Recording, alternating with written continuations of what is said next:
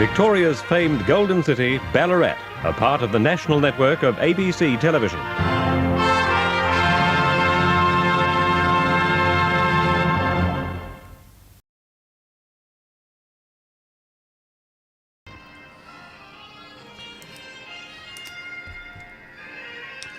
Victoria's famed Golden City, Ballarat, a part of the national network of ABC television.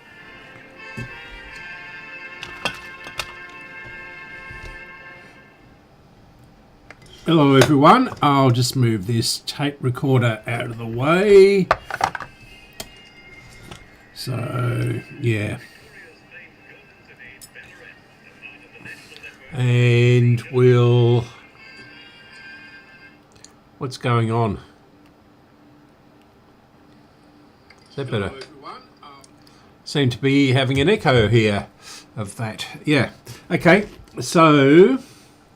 this is what we're going to be working on today, this radio and its power supply, which is the good one. I think it's this one down here. Yeah. So this one, and these seem to be new old stock. Well, this pair. And the speaker is this here. Now the box is out where I won't crush it and trip over it. But yeah, so this is either has been really nicely redone with nice speaker cloth. Well, that's actually pretty tough, that stuff. So yeah, but I think this is a new old stock one, and yeah, so we've only got one speaker, but we have 3 of these units, which are one is okay cosmetic wise. This one is the new old stock one, and then there's a third one with this black piece here, which is the volume control missing. That's the tone control there, and that's the tuning. Sorry, so that's the tuning, that's the tone control, and that's the volume control.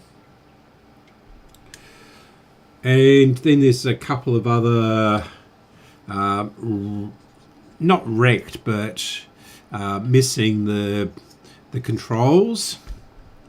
And one of them is missing the actual dial scale. Then there is also another set, and that has got a modern 4-channel digital conversion in it. So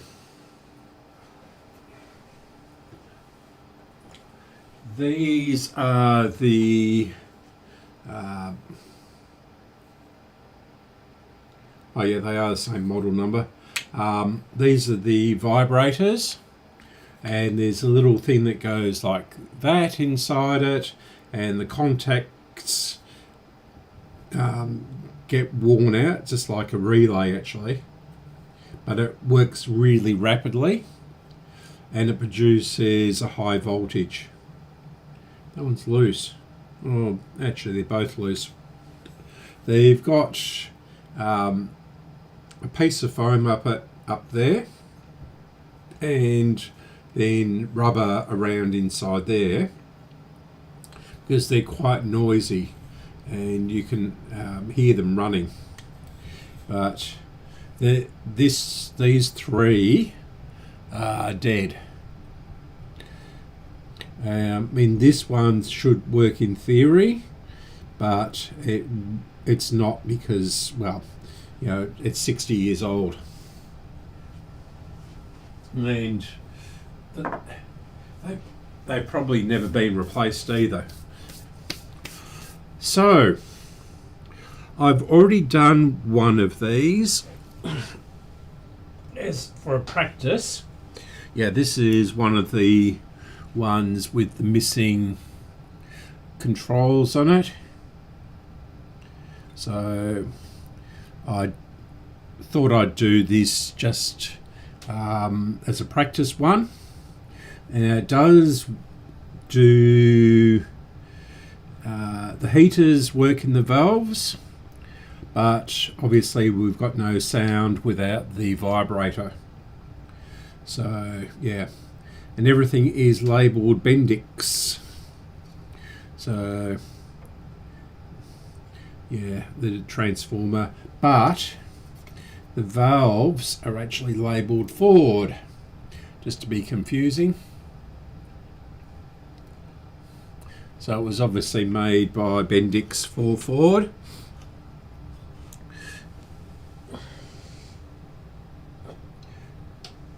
And let's pick that up before I mash it into the carpet.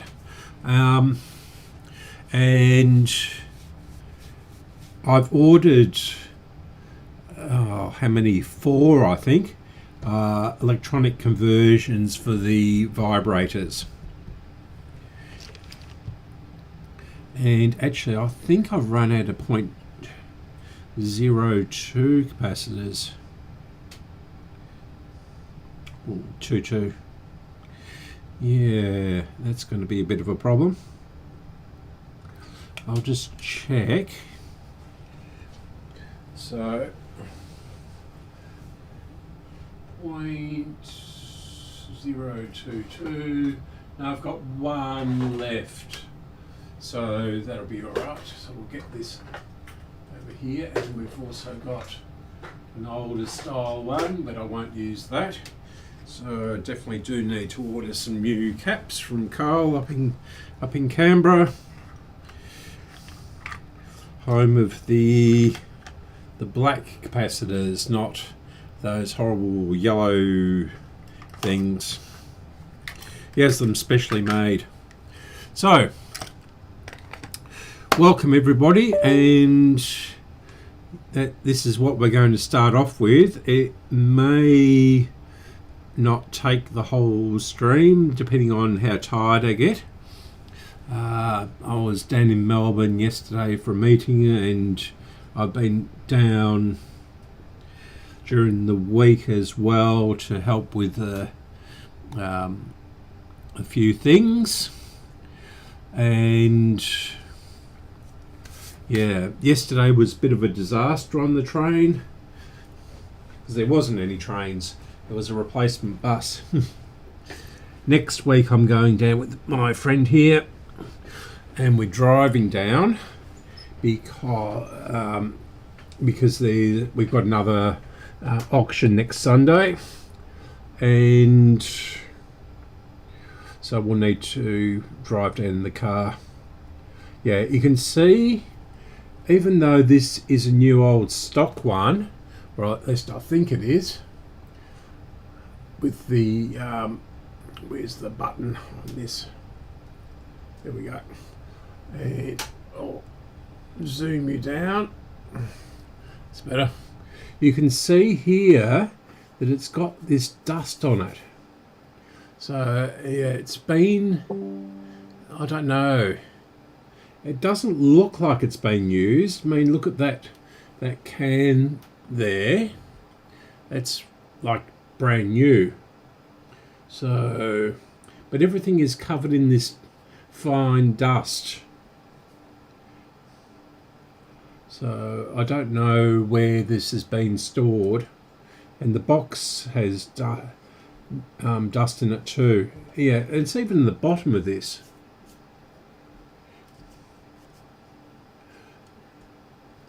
So I don't quite know what's happened. And I'm just wondering if I haven't done any of the caps on this.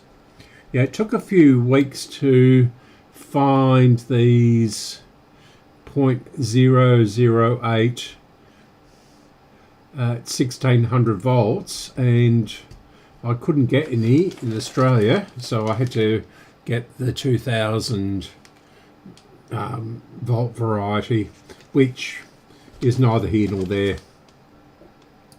It just needs the 1600 volts to stop surges and things like that from the actual vibrator itself.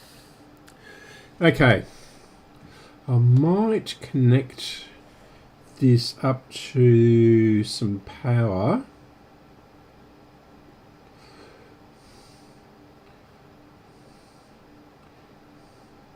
So we've got, this is our audio through this plug here, very early RCA type plug. Then we've got, I'm not sure what that one does, but we've got the 12 volts going in and out of here, or in here. Or is it out? Can't remember. We'll soon find out, won't we? Because if this vibrator's working, but he said he connected it up to his F100. 1956 model, and he's restored it. Yeah, this hasn't been used at all. It's the plug is very silver and clean. So I don't know how it got so dusty.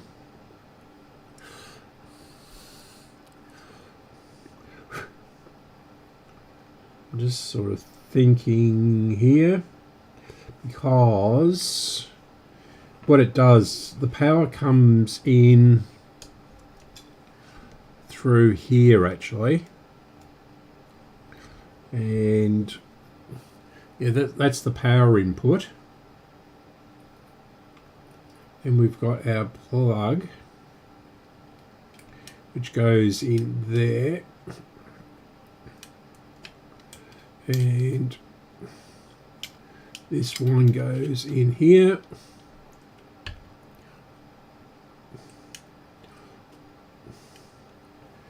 and yeah, I'll just, can I resolder that? I've chopped that off rather short.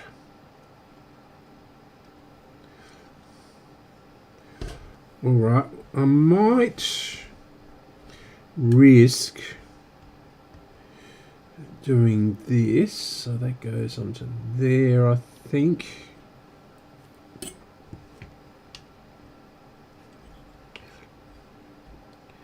go into there, yeah. Yep. And that resistor connects to that. Yeah, the other one was pretty disgusting to do. It was absolutely filthy. And I actually posted a short, I think, or just a normal post of one of the capacitors. It was sort of, which one was it? It was this one down here. And yeah, it was really, really furry. I've never seen one quite so bad. But I'll resolder that one temporarily. Get that resistor in there somehow or another. And we'll see if the vibrator makes any noise.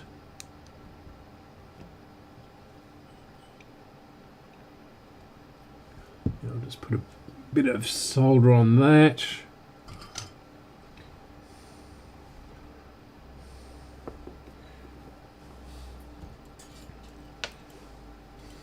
I've started to recap this tape recorder. Excuse me, I'll have a drink in a moment. My throat's really dry.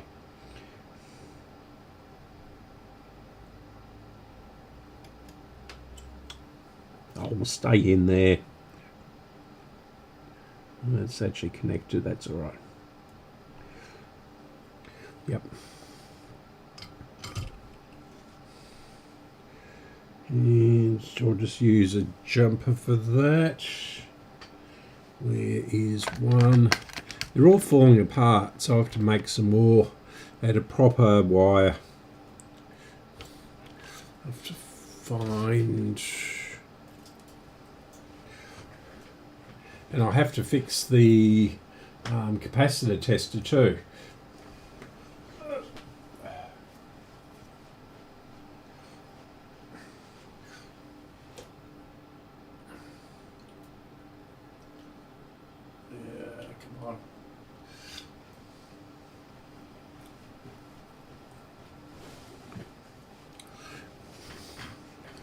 So we'll just jumper these.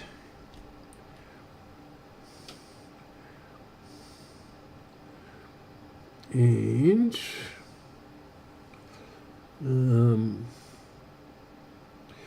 we had the speaker outputs on here, so into there. So I assume it's those two wires. So one's going to that one's going to that one. Yep.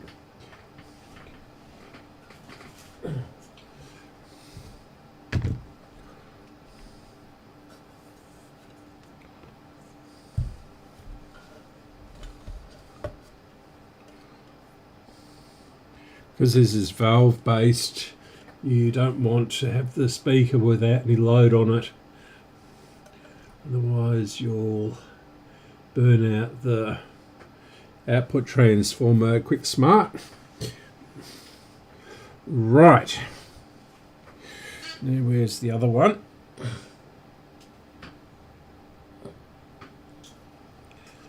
We'll take our fuse out of this. There's only one of these for all. There's only one of these for all the radios.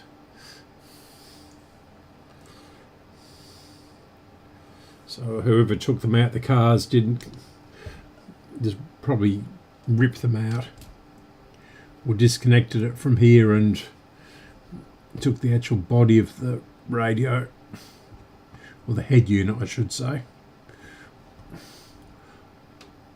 And these are quite difficult to get in. There we go. Yeah, there's all dust all over that as well. It's really, yeah, you probably can't see it, but and it's not normal. It's like it's been out the countryside with very, very fine dust in the air. So that is like that. That's all good. Now we can connect up our power supply.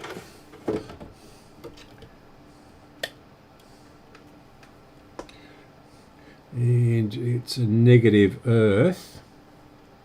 So these are sort of a crossover year, 1956, where the previous ones were all 6 volts, negative, 6 volts positive earth, and these are 12 volts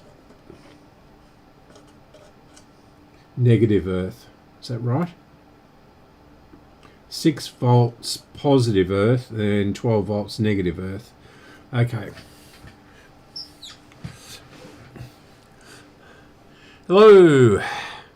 How are you? Yeah. 12. I just said 12 volts. 12 volts negative earth. These are the crossover year.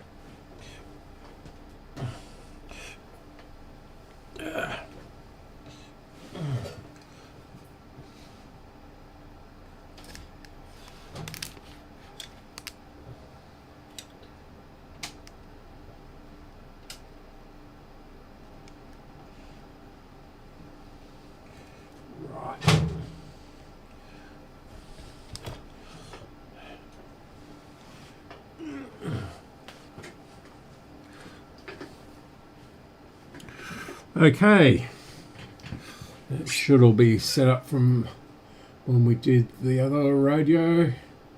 It draws quite a bit of power. So I've got the current limit at 15 volts, 1.5 amps, and the voltage at 12 volts. Although these can take up to 14, 15 volts as per the output of an alternator. So here we go. Now I'll just watch everything. Now I can't turn that over because of the way I've connected that up, but here we go.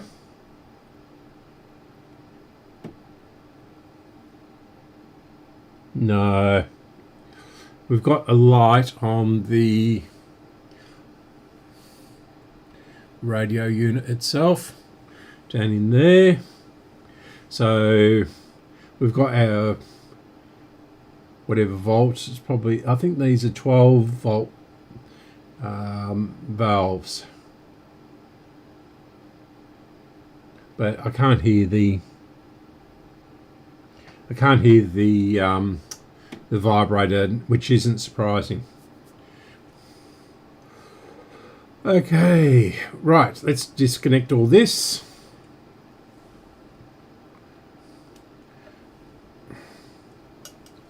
And we'll start doing the capacitors in this one. I'm going to do 3 for them because the capacitors themselves are not expensive. So you'll have backups, or I can sell them or something.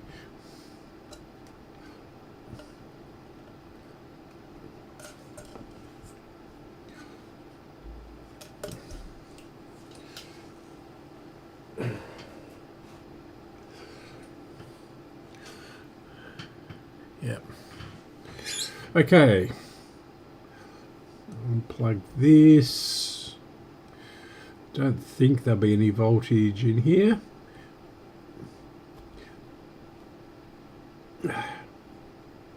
And the RCA plug is jammed in. This is the other one. Nice tight fit, as you would expect on a brand new thing.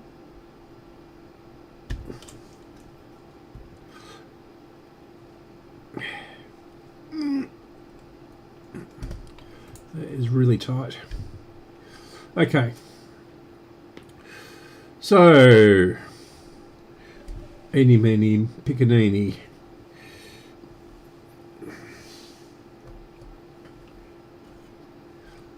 Right. So we've also got a 0.003 microfarad up here, but that's just across the volume control or the tone. It must be the tone control. Is that the... yeah, the back one. The back one is the volume control there, and underneath that capacitor is the tone control.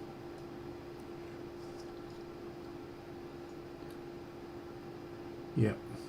So I'll squirt some stuff down there and before this is all finished.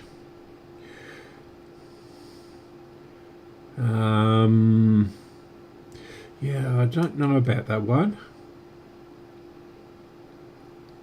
because the Philips varieties are pretty reliable, the mustard caps, but this is not a Philips. It's an Astron brand, whatever that is it, whether it's Bendix own brand or something like that. Yeah, these are Bendix.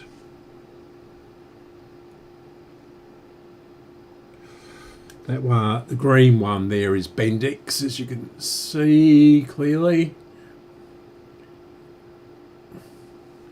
So, yeah.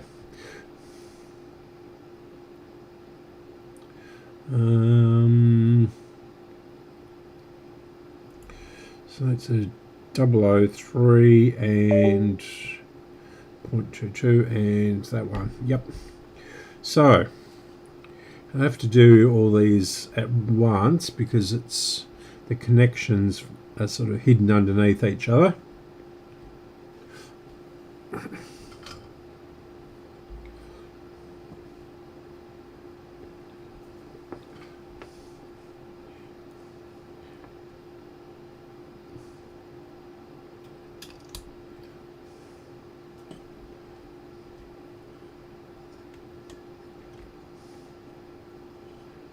Get that out the way. This, I've got plenty of examples to copy. Once I've done one, I can copy off the others if I lose my place.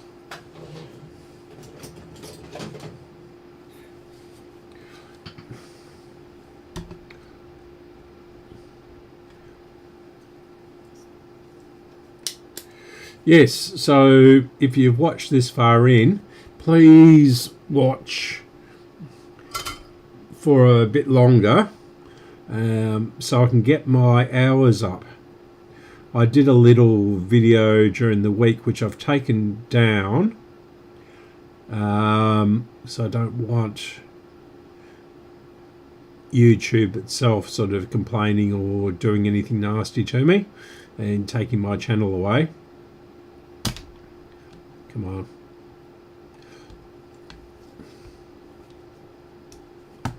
And it's smoking, but it's not melting. There he goes. Because it's, oh, that stinks.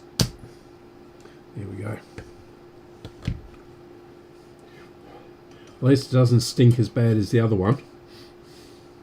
That one was really filthy. And I've got a couple of mullards or hi farm tech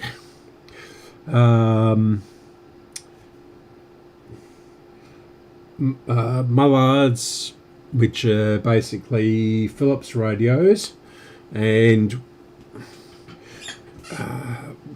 one which I got down at Tullamarine the other week, and the other one is one which I've had for many years from a deceased estate in a suburb of Melbourne called Ringwood, and it's the last from that estate. So right, let's see if we can get this out.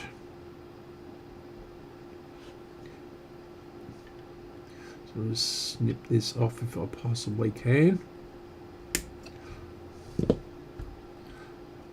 So I want to get rid of these. There's another tiny one down there, but that is only going to the tuning. And yeah, it's a 47 picofarad. So fingers crossed that one's alright. So there's all sorts of strange things in here, or strange to me at least.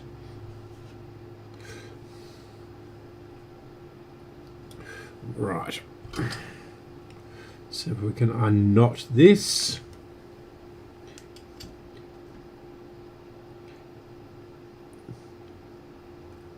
Shall turn the soldering iron up to 380. It was only on 325.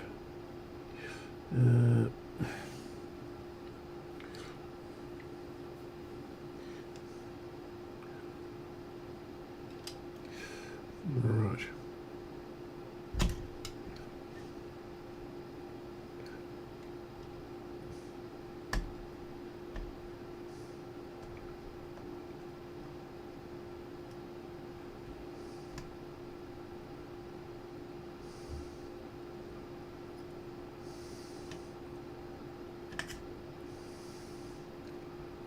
Yeah, I might just leave that in.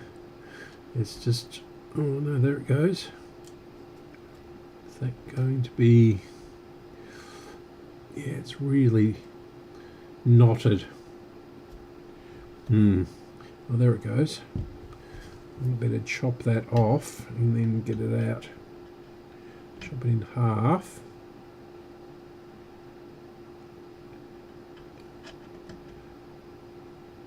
I don't want to immediately wreck the new clippers or cutters. Where did that go? That's why you close your eyes when you're chopping off leads, because they can fly everywhere.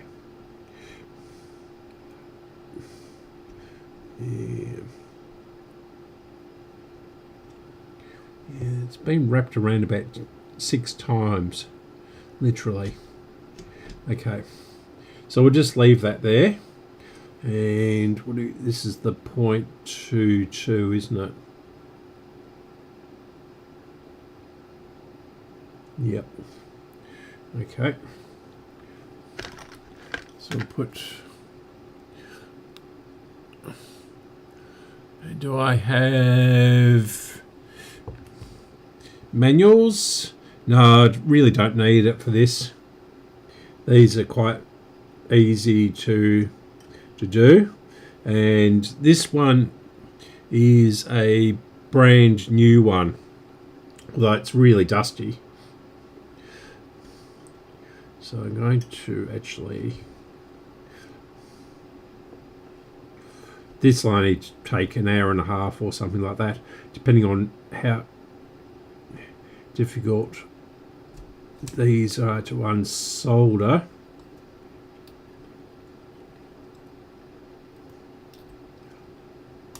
Yeah.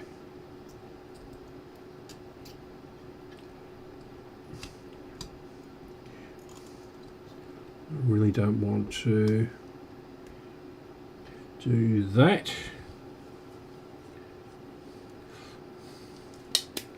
And the manuals are sort of the Sam's books from America, and they're just scans that someone has done and put up, and they're not particularly good. Oh, I've still got a ton of solder in there.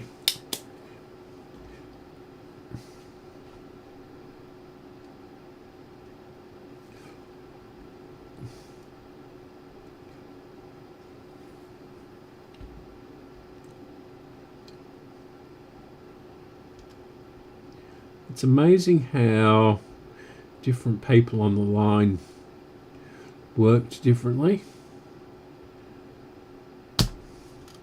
Is that better? Yeah.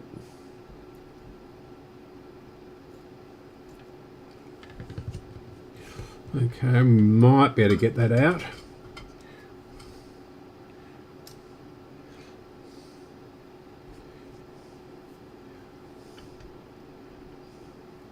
It's just a very simple circuit too, though it's in 2 parts.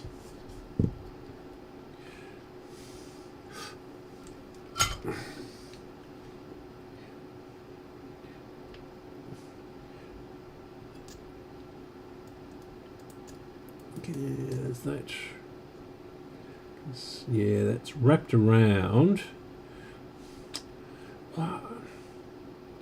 I'm assuming it's a lady that did this, and she made quite a knitting of it.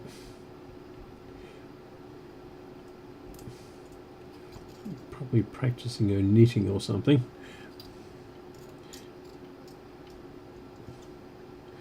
Come on. Yeah. I'm going to have to chop that off and then do, and hope it comes out from the other direction.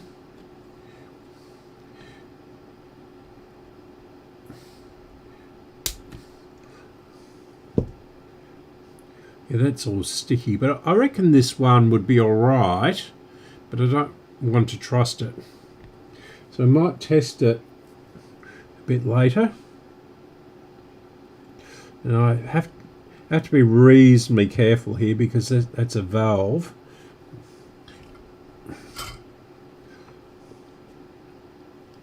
Can we get this out?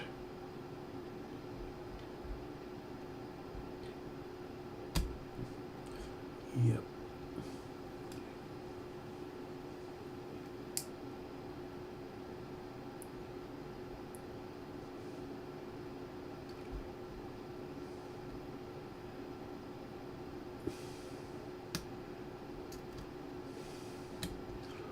That's worse, just made it worse.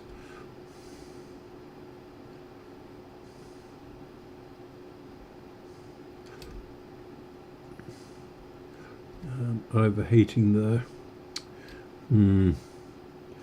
Why?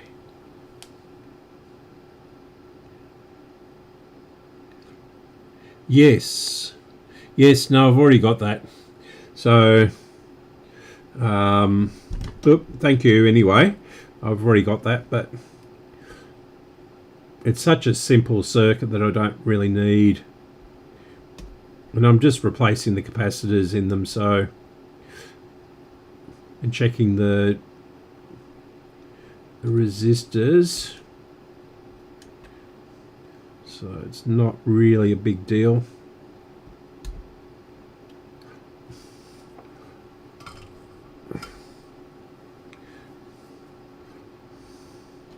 This is really knitted in something shocking. Come on, that should come. It's got... I can do that. Can't even get close enough to chop the loop. There we go. That's better. Now I can put the other through this hole. Where did I put those?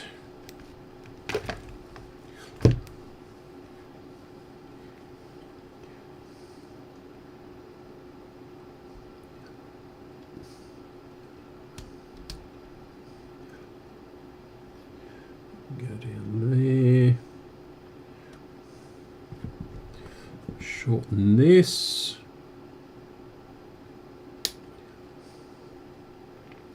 Keep that one. Where's that marking on it? I always try and put the markings in a visible spot, so when the next person comes along they can do that.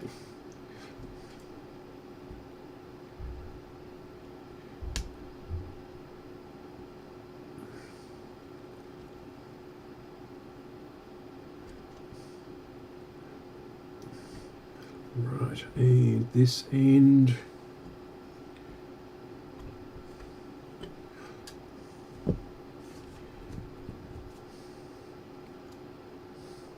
These three are the most difficult. Well, this is the most difficult one to do.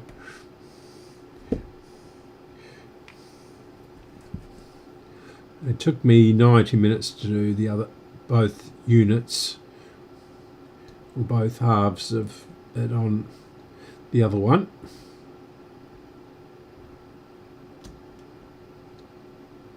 So, yeah, I'm just doing these to get, so I can put them in a way, and so I'm not tripping over them all the time. And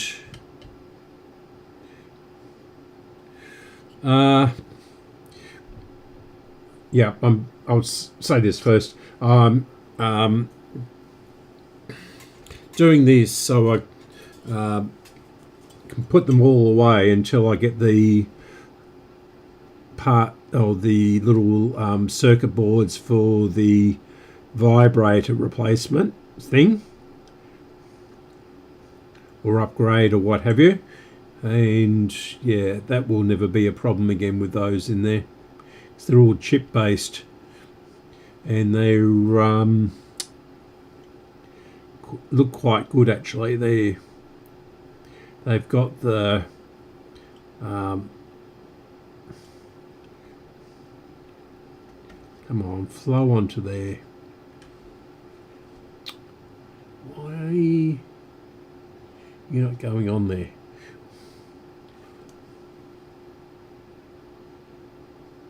That should be connected well enough.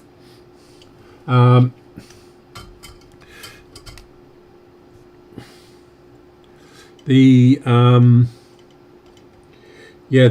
vibrators, the contacts on them have either completely pitted away or no, I haven't actually done the graphic equalizer yet. Been busy doing other things, and yeah, this tape recorder came in. All the parts for this tape recorder came in finally, and I've had this since January, so I decided to get this out of the way, and I'll get back to the graphic equalizer. Yeah, that's going to take a bit of time to work out.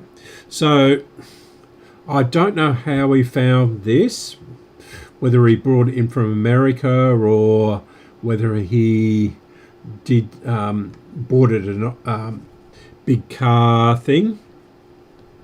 This we have big car marts here where at showgrounds. So instead of people leading cows and pigs around the stadium, they have all sort of car things.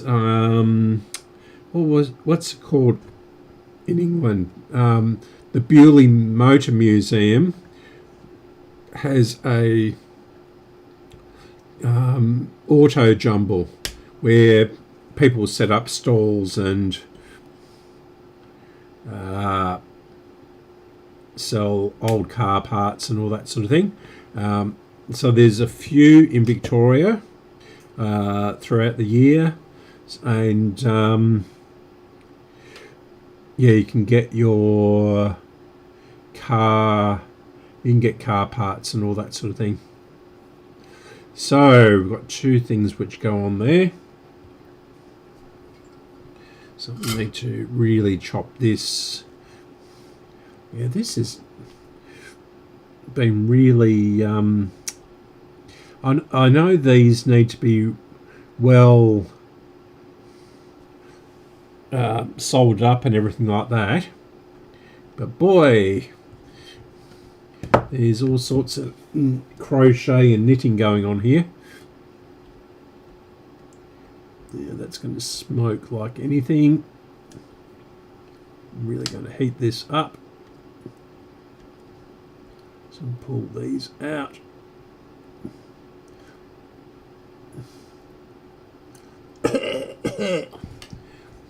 Really got to get my exhaust fan things set up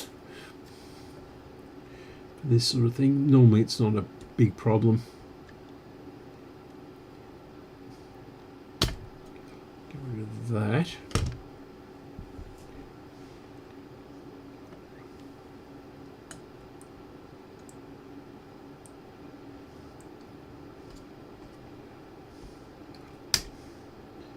Got that one off.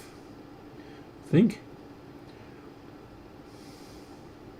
they're really careful here because these are red hot.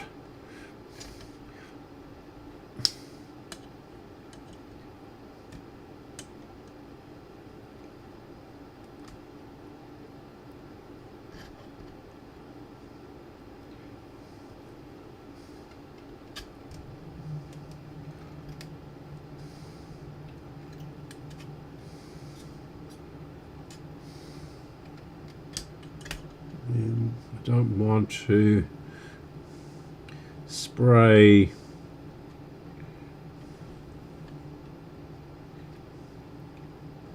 do that.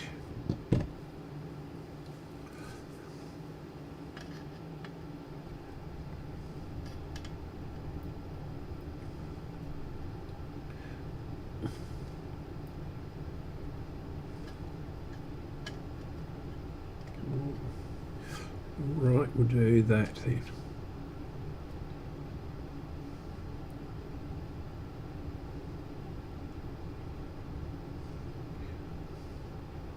Come on. Okay.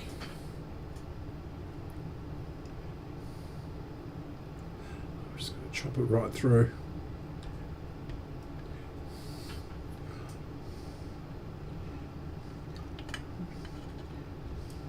Right, that's off. And so we can make a really good connection. The problem with these is you have to make a good connection, otherwise the vibration of the road and road surface and potholes, etc. We've got that little bit in there. Can we get that out? Come on. Go through there then. Get that end up.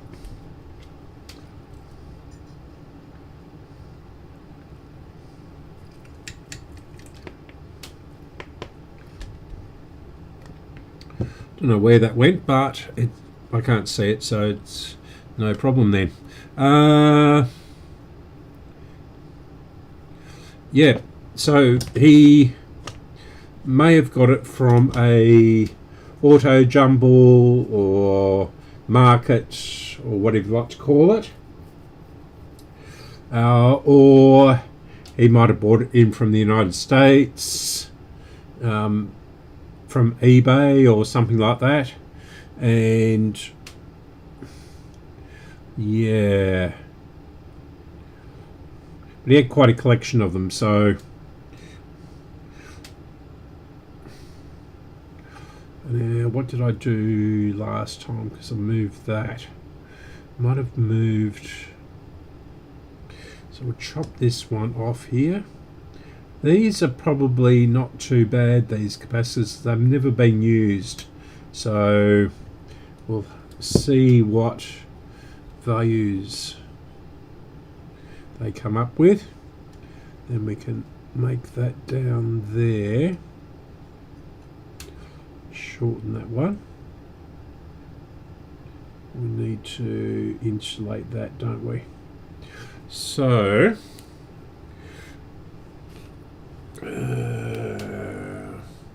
there's my little thing of, that's not it, that's not it. Oh, it's up here. Right, let's have a put some heat shrink over that. In fact, we'll test that resistor.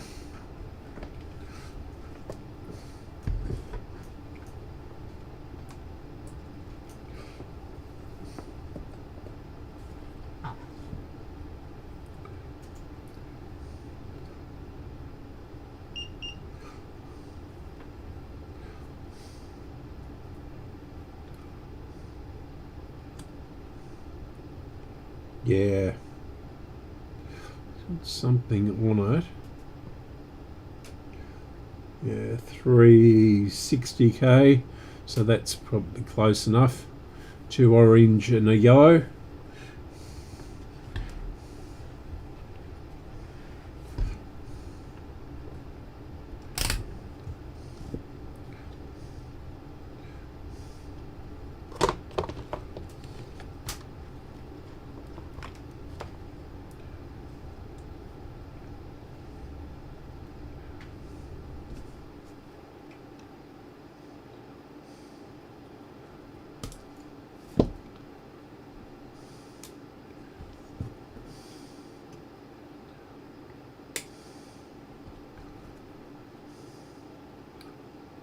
Going to go over the top. Yep, just going to go over.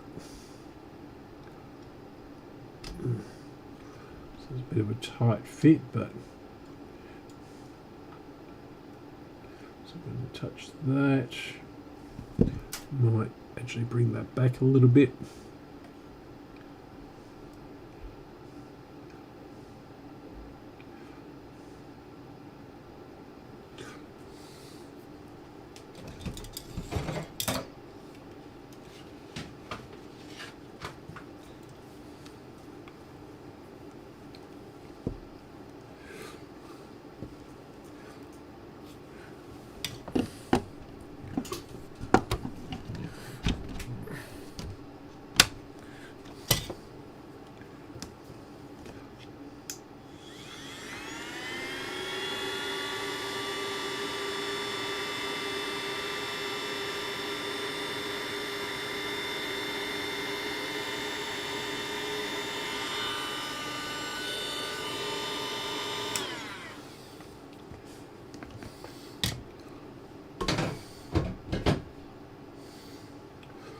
Right.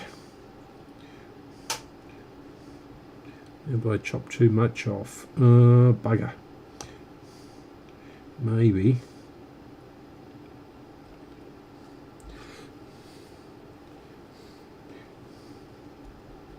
God, I've chopped too much off. Surely.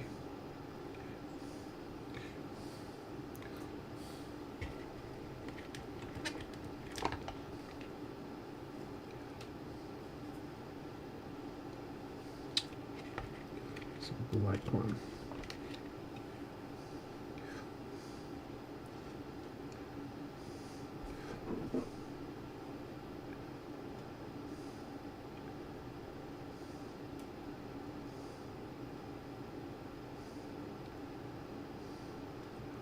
I'm just going to make that the right length, with just a little bit hanging out the end to put it in.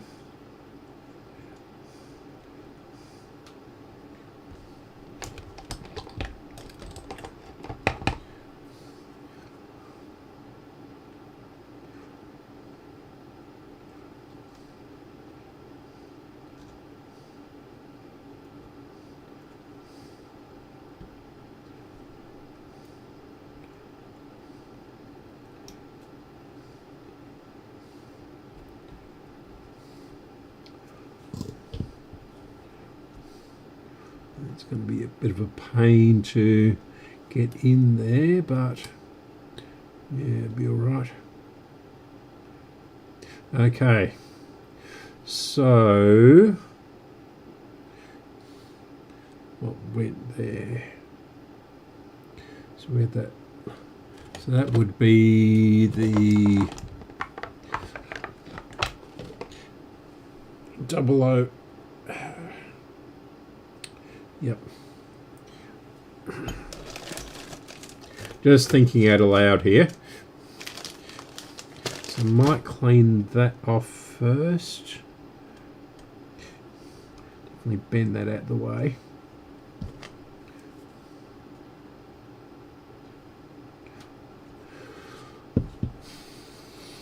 Get our... Oops, what did I just touch?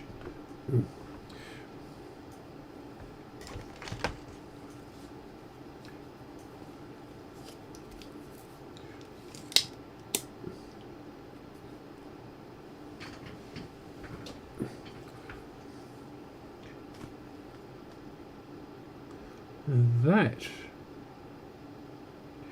is, what's that one? Hang on. Not concentrating as I was when I was doing the other one.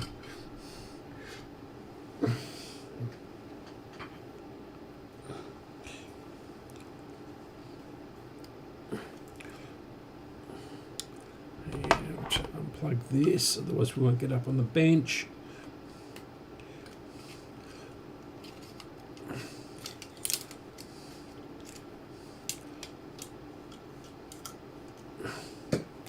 Right. Okay, so that one goes to there. And that one goes... Oh, I know what that one. Yep. Confused myself. Then. Right. Now we put the other one on there. I'm going to move that out the way. Keep on tangling everything up on it. That's better.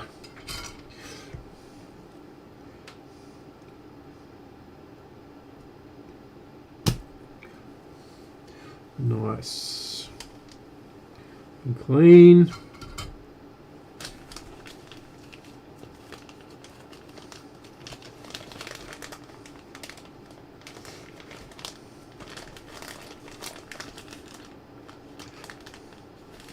So these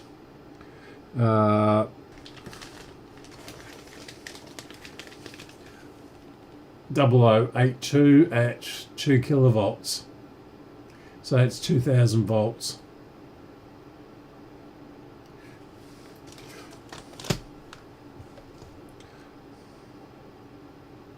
So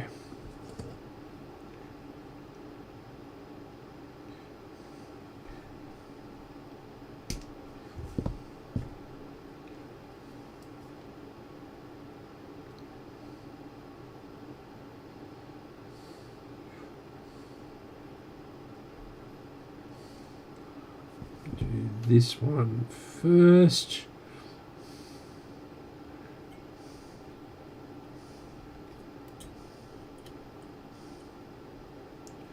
Might actually move that along there.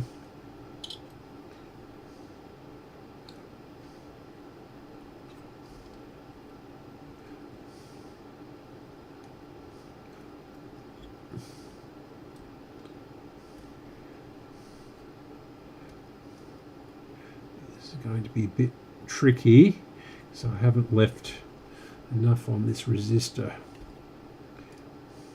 I just chopped off the rotten bit, thinking it was way long enough, but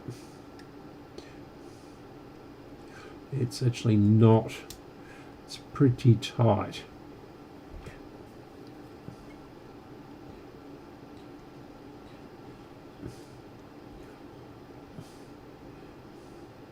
It keeps on wanting to go down there.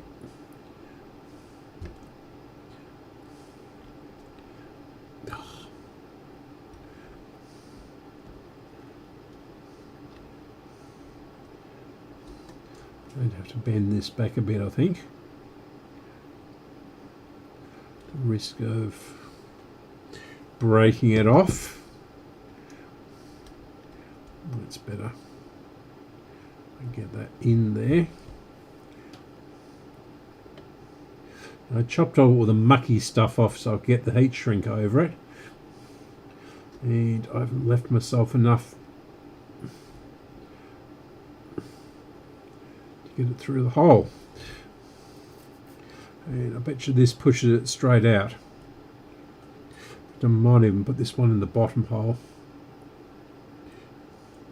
and then bend that up there.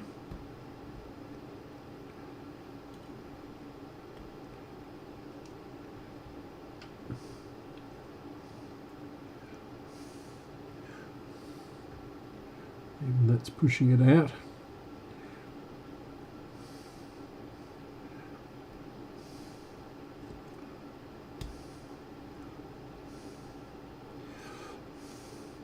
Yes, so yesterday I had to catch the train down to Melbourne, and normally it takes but just over an hour, or well, an hour and a half really, but where we change trains it's about an hour and 10 minutes or something like that.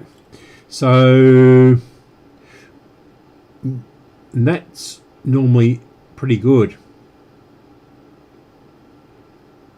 but they're rebuilding a station with, and it's going from 2 platforms up to 4, and then they're going to electrify the line eventually. And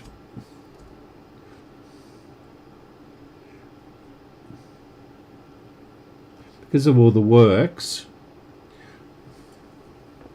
they've done one end of the platform, the Ballarat end, and they've raised the whole thing right up, and they're building on a great big mound,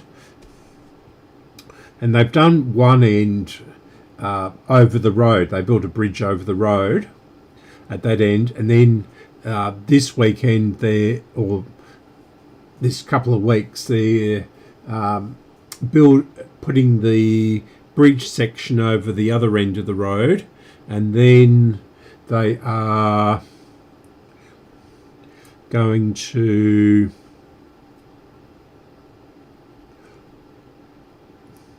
connect everything up, and then they can use, then the next time we go through there it will be all complete and there will be a brand new station and everything like that. So that's all good and well, but they love doing buses or coaches, or buses and coaches in this case. So getting down there was pretty easy. I caught the local bus to the station, and then I waited 10 minutes and got on the coach and we went down to Melbourne. Or Caroline Springs is the station, and then we but I managed to get there 3/4 of an hour early. So I rang up my friend who was picking me up from that station and said, do you want me to come out to a shopping centre where he was having a cup of coffee with his mates and his cycling mates, and that's going to short against the thing, isn't it? I'll have to put a bit of a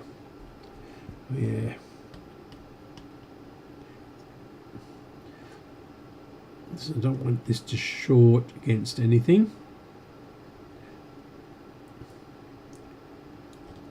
Is that going to short against that? Maybe.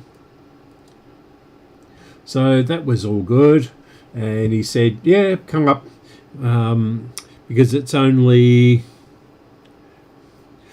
a couple of stops to Sunshine Station, and then you can catch a suburban train up and down from the shopping centre. So I jumped on the train and waited 5 minutes, and went to Sunshine, which took 5 minutes, and then got out at Sunshine, and of course there was no trains up to the shopping centre, was there? Because that line is completely closed. And it's one of the longest single lines in the world now. It goes from Sunbury, which is, I think it's 50 kilometres north of Melbourne. Then it goes down to East Pakenham, which is 85 kilometres away from Melbourne. So the whole thing is about 150 kilometres long. And that whole line was closed. And they only opened the underground stations, which are linking the two older lines up, and only opened that up in what was it, January? I to the public, so it's fairly new, and they're already closing it for 4 weeks. So God knows what they're doing.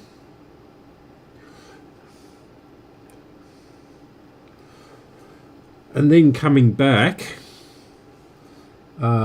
Pete drove me to the coach up to Ballarat here, and there was such a bun fight and pushing and shoving and lots of abuse being thrown at people, and people were not letting people on with walking aids and all sorts of things. Really, really bad behaviour. And I've done that one, haven't I? What am I doing? Oops. Don't undo that one. That's why it's coming off easily. And that's the one that's the last one of those capacitors too.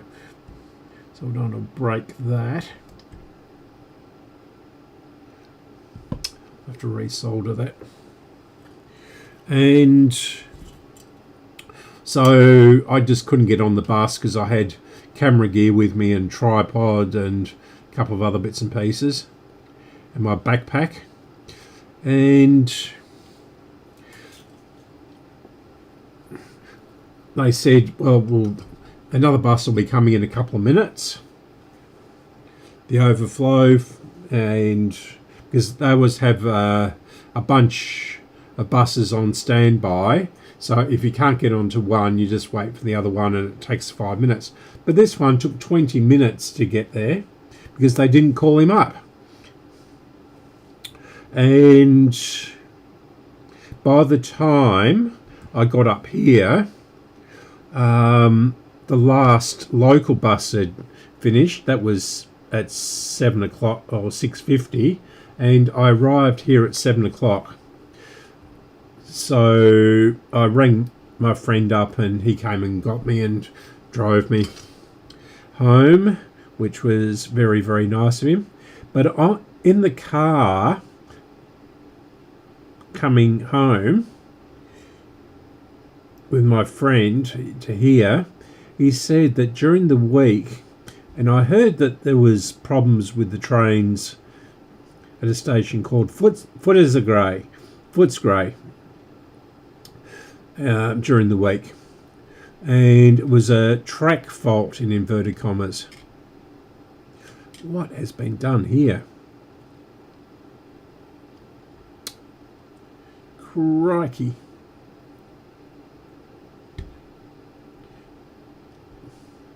I'm just going to leave that in there, I think.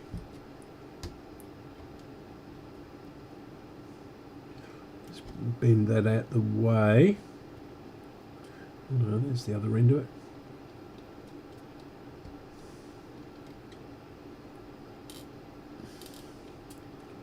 Yeah, there's real knitting going on in this radio, or this section of it anyway.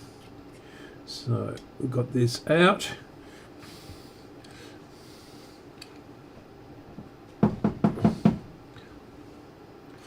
And yeah, so I heard it on the radio, there was delays at Footscray, but my friend and his wife were on it, one of the trains, and there was a train in front of him and there was 5 or 6 behind him, because they were on a curve, and they could see Footscray station, but the train in front wasn't quite in the platform, and so he sat in the train for 5.5 hours, he said, until they did whatever they had to do. And they weren't allowed off the train because they couldn't get any replacement buses, or the drivers for them at least, and they had to walk down tracks, and there was suburban trains going past, so they said it wasn't safe for them to get off the train and walk. And that was all they said. It was just a track fault. And Ross, being Ross, he investigated that, and there was nothing on the V-line documents for the incident that made any sense to him, and there was and it turned out to be a police incident, but they haven't reported it, so I suspect that it was a suicide, which happens all the time here, unfortunately. My brother is a train driver, and he's hit and killed a few people in his time, and all the drivers do as well, unfortunately. It's the most common way of suicide in Australia, or in Melbourne at least. So, on a happier note, let's go and get a 0.003.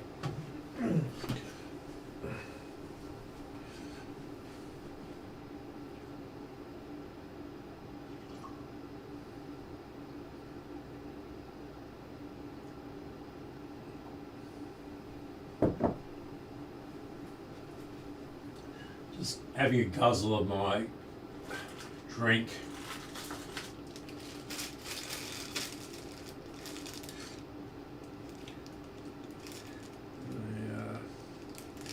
These are in a bag, so I don't use many of these.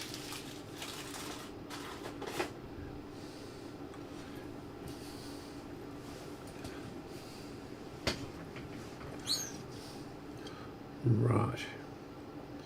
So where did this go? I've forgotten. That one. Where did I put that?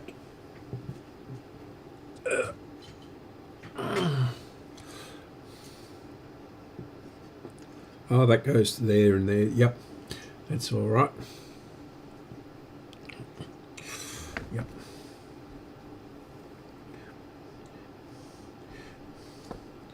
Yes, so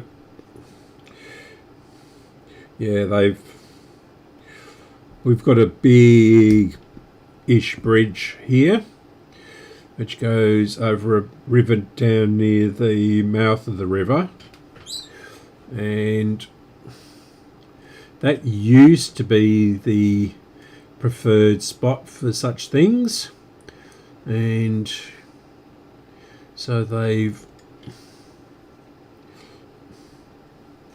put a big fence up along the side of that, and yeah, so many years ago now, but someone threw his children off the bridge and then threw himself off, just to spite his wife. So that wasn't very nice.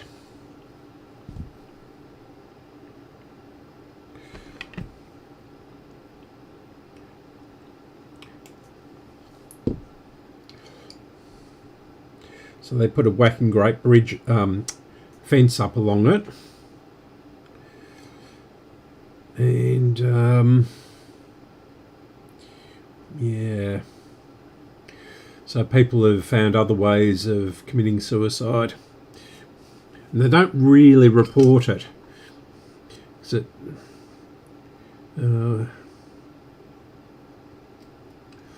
it's just not a done thing here to report suicides. There's no real law against it, but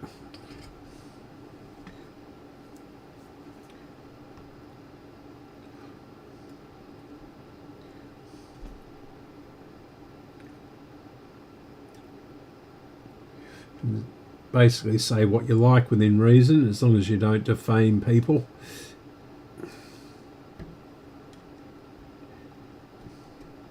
And say untrue things about them.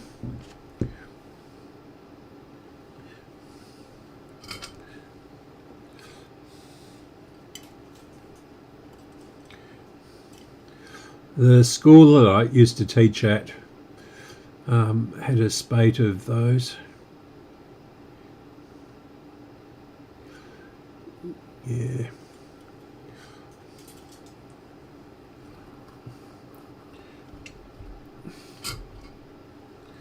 Right.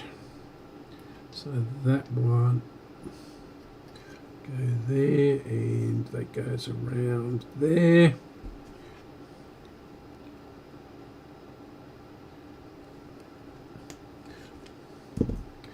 We should be flying now. I think everything else is pretty straightforward.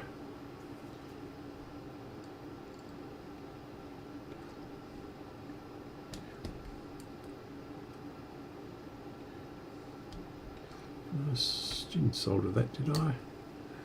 There's should be a hole in there. Oh, yep.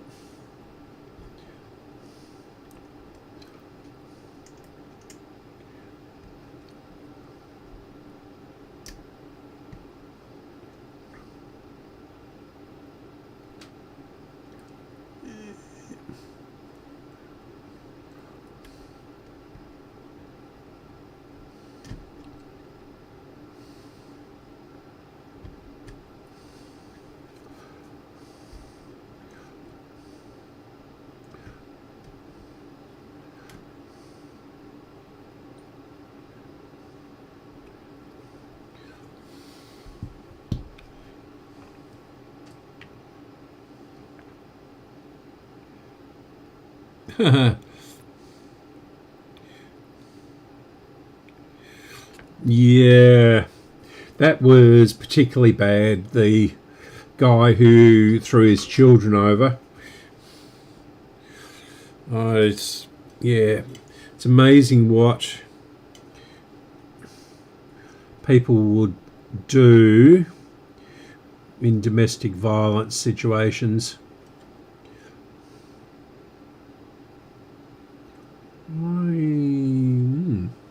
That's interesting. I think we've overheated that, but it doesn't matter.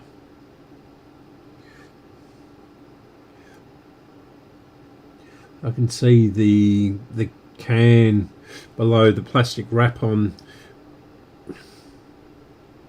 one of the capacitors we've done. Okay, so this one is a 0.1, and that one's a 0.1 as well, and that's all we need to do on there. So we'll just do those 2 0.1s, if we've got enough 0.1s left, that is.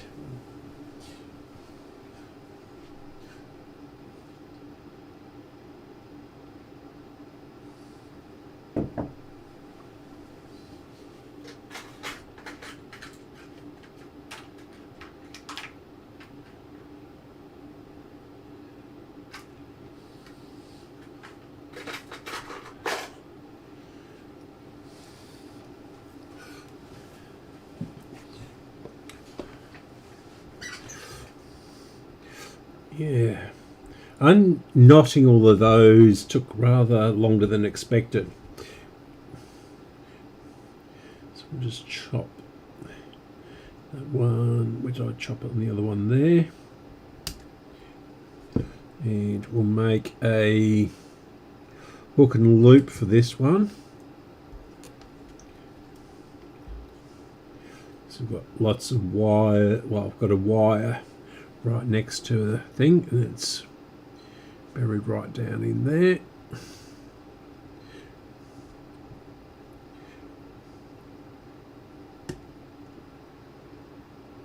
I don't think these were ever meant to be serviced. They certainly weren't thinking of having them still working 70 years later.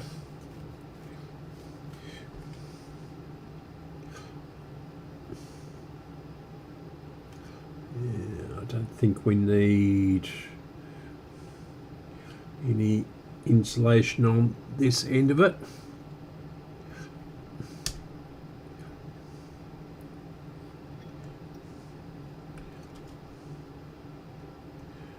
And no, we don't need any on this one either.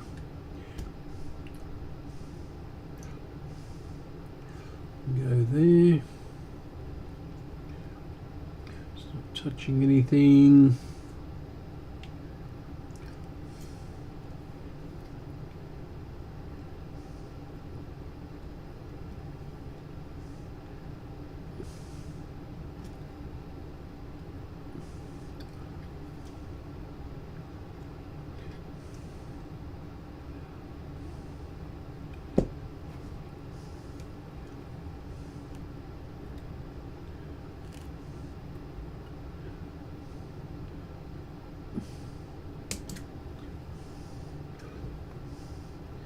And we're going to do a hook and loop over this one.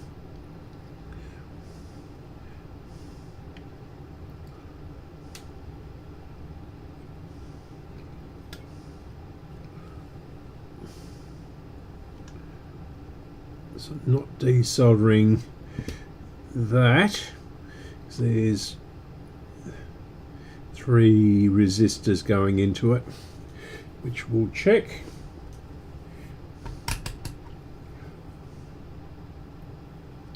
Make sure they're not open. I don't think they will be. No. No. No. 2. Yeah. 2 meg, that's right.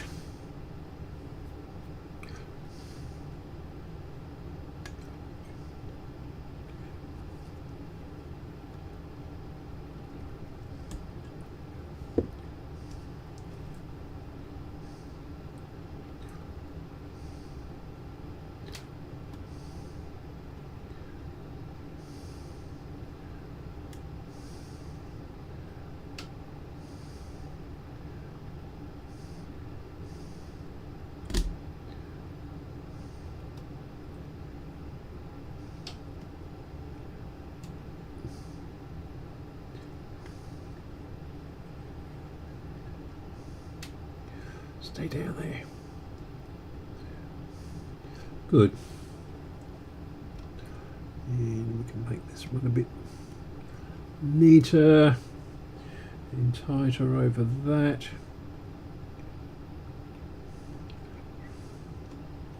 Try not to burn that wire.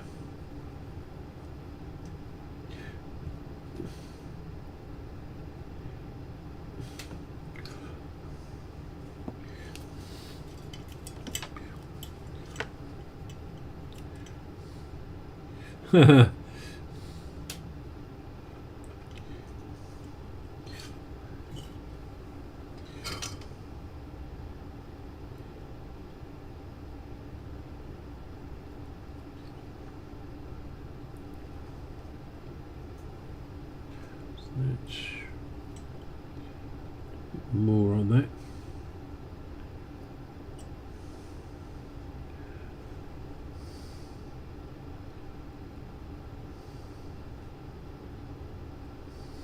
Good.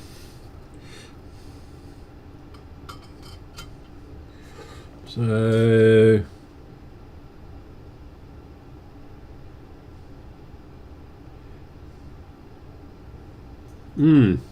okay, so that's a Bendix branded one. Exactly the same as the Australian ones. With a different label on it.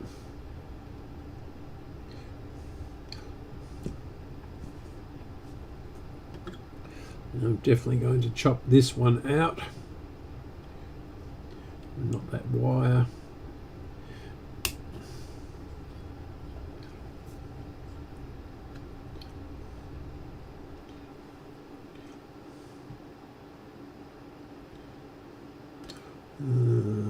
do this last time? I'll push that right down there.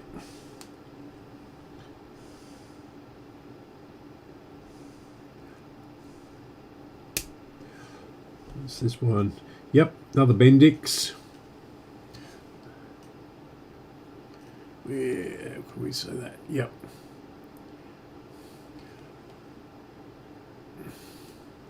Come on, focus. And no, don't reflect. Yeah, it's the wax that's blurring it. So it's not particularly clear to read anyway.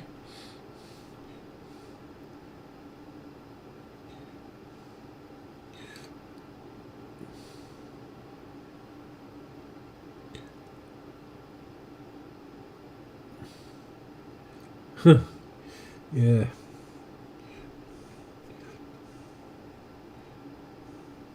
So, I'm going to bend this up out the way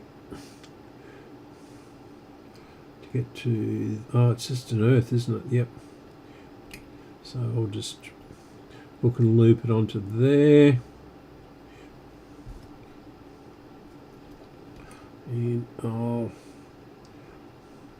join it down here. Again, I'm not going to desolder this. It's going to hook and loop it. So there's too many things connected to the other end. In fact, what we could do is just chop this bit off. Put this on here. Don't normally do this, but here.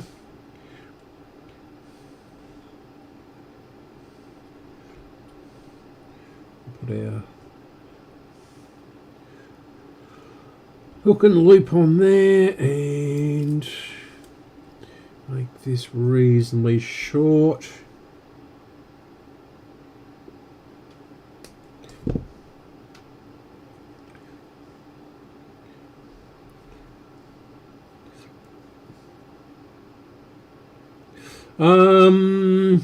Well, it's a bit like England, really, for manufacturing. Yeah, so in 1972, a government led by Gough Whitlam, who is actually Labor, or was, he's dead now,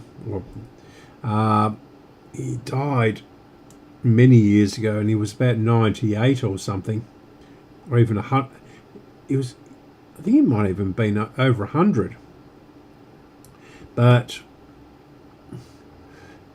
he let all the tariffs down and ended all the protection of industry.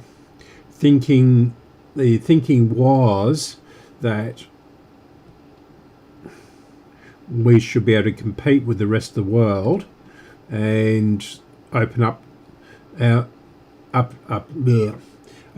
to different markets, because our biggest trading partner at the time was Great Britain, of course, and Great Britain was joining the European Union, and we weren't going to be able to export all our things to England and Northern Ireland and Wales and Scotland and everything else over there. So he stopped all the tariffs and stopped all the subsidies, because it was highly subsidised. May as well be nationalised with the subsidies they were paying. Is that going to connect to the... No, that's come loose. Okay, so we won't do that on this one. We'll just ground it normally. Lucky I noticed that.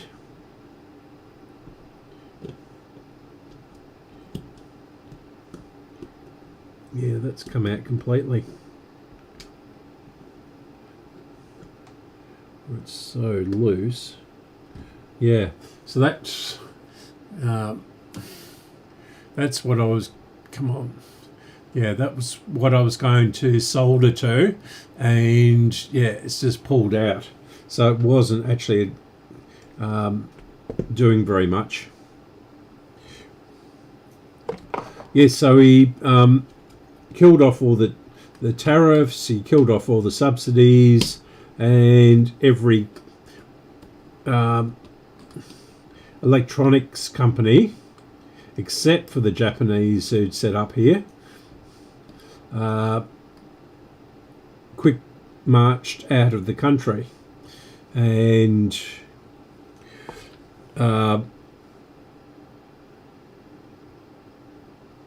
yeah, so he was 98. Yeah. Yeah, they quick marched out the country and started to, and the companies that were set up here started to import stuff from Japan and and Hong Kong and Taiwan. So it all backfired for the electronics industry. And then I think it was General Motors, when they were going through all their bankruptcy things in the United States, said to the Australian government, give us more money, otherwise we'll walk out. And the government said, no, you've got enough money. And they did walk out after trying to import crap cars from Korea. You know, not even Daewoo's or anything like that. They were, well, they're basically Daewoo's, but even the cheaper models that no one else around the world wanted. And of course, Australia said no, and then they just walked. And of course that meant that the support industries, all the manufacturers of all the parts that go into a car, because basically the big car manufacturers disassemble everything from parts which other companies make. The only things they make themselves are the engines and the actual body shells. Even the stamp panels and things like that were outsourced. And where did I put the other? Was it under there? No, where did I put it? Not down there.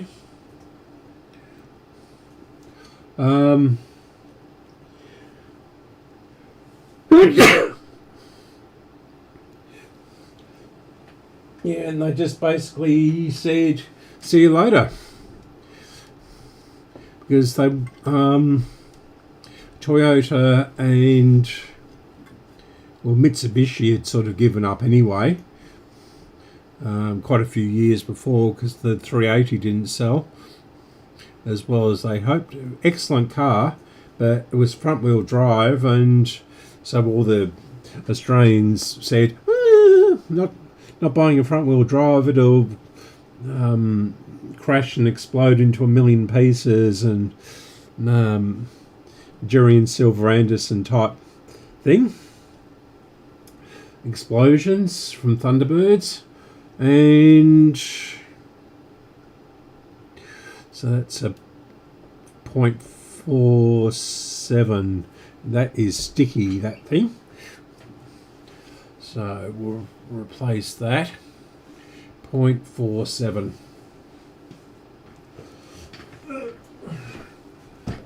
Yes, they just basically walked, and that was the end of the industry. And the Ford factory or the engine factory in Geelong and their assembly plant at Broadmeadows, they've been converted into other things now. Although Ford do have their design studios here, and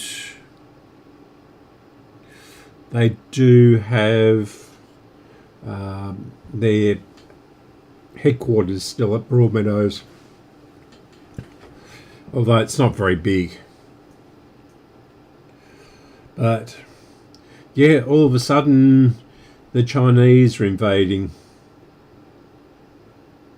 I counted, I think it was about 15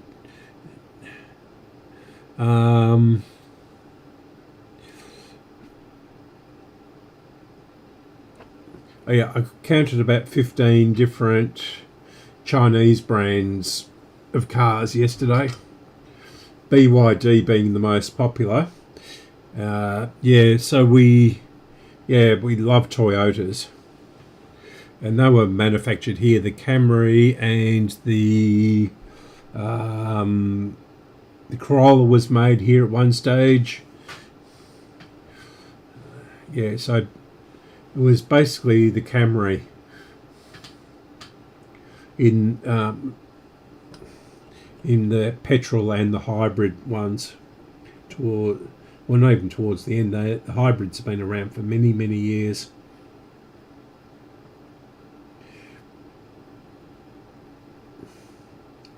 It's going to come off cleanly.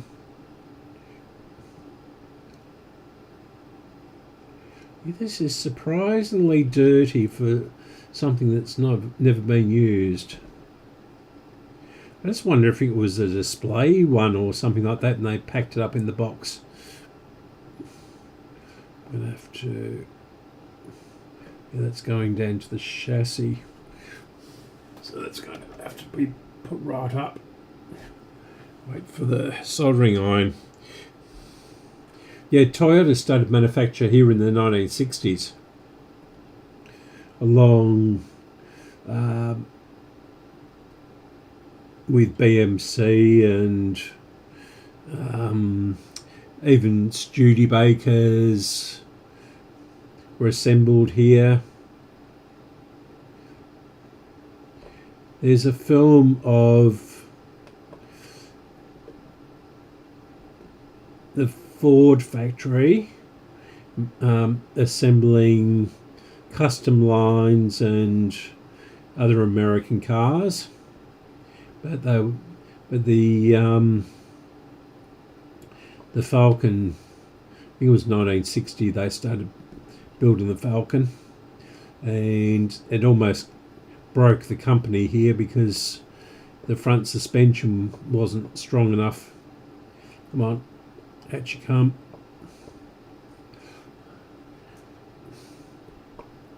This does not want to go. Yeah. I'm going to put some other solder on it.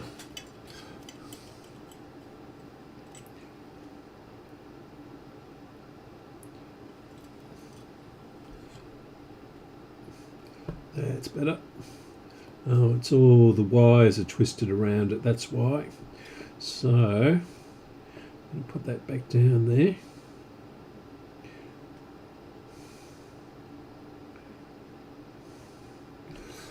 Wait a couple of minutes.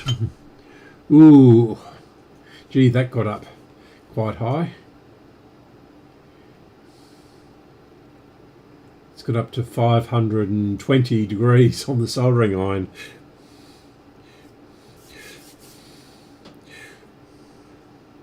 Yes, so Mazda was popular for a while back in the up until about 5 years ago, and they're slowly disappearing in favour of the Chinese, and Honda is just about dead here. Although I did a test drive of the new Prelude, and that was pretty amazing. Had a few Hondas over the years, or two. Again, I'm just going to snip this off. This goes to the vibrator. So 0.5 at 100 volts. Very big and chunky for a 100 volt capacitor. So this is a 630 volt one, and yeah, so it's about a quarter the size.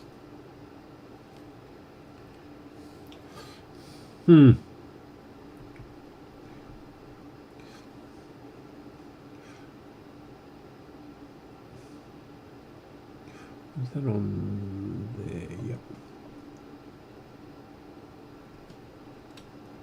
Oh no, it was this one, wasn't it? Almost.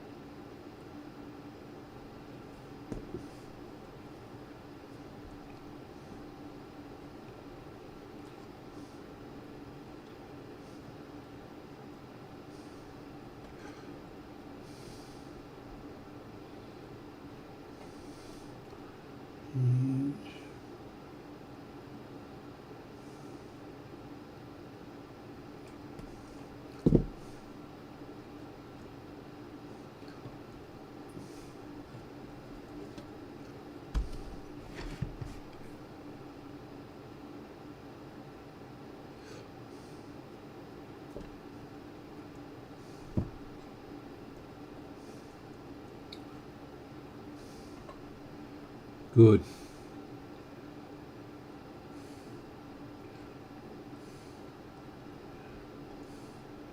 Should have made that a little bit longer. Well, that's pretty good there.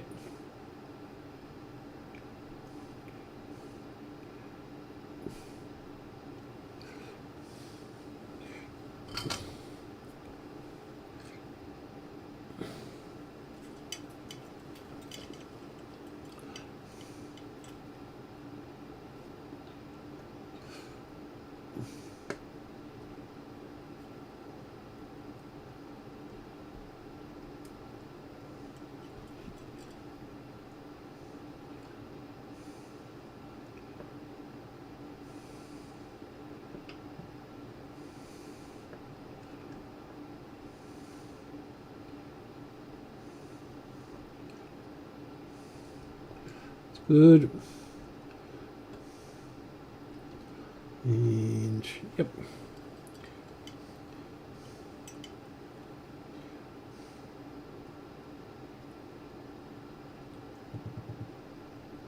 Ooh, I just heard the vibrator.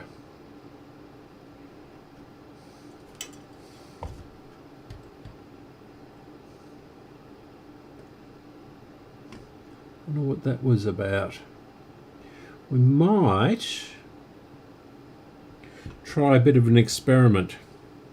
You can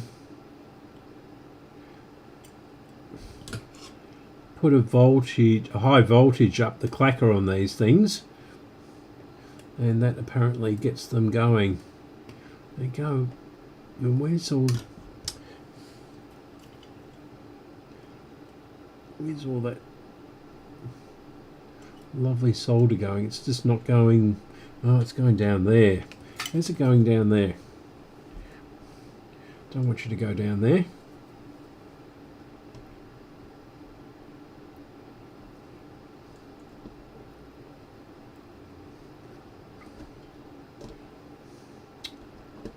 Yeah.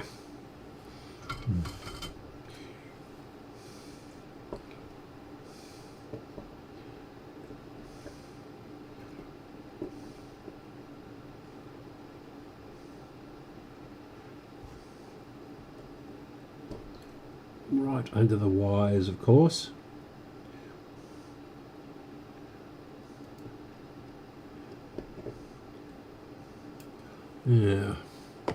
Yeah, that's not sticking to that.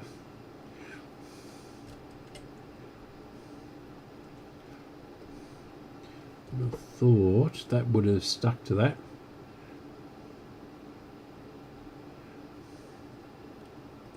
Put that lump on there, I guess.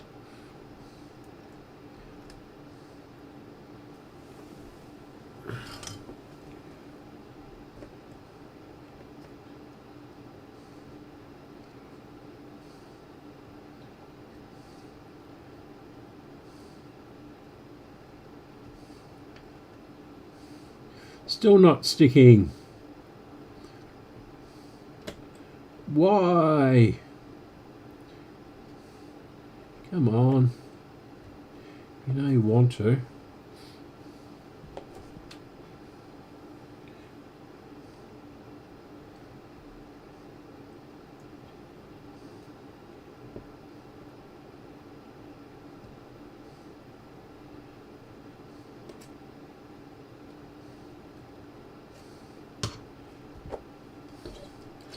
No.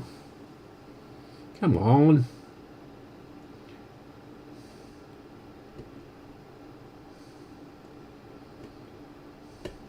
And where's all that solder gone again?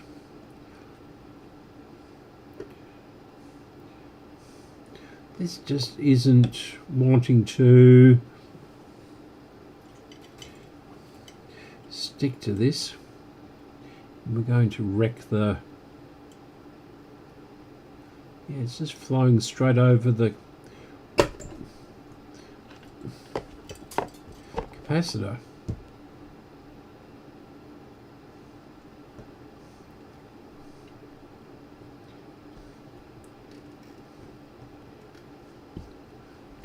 And the solder's just fallen off again.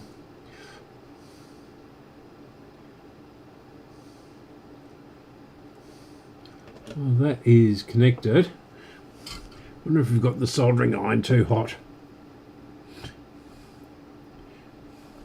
Bring that down.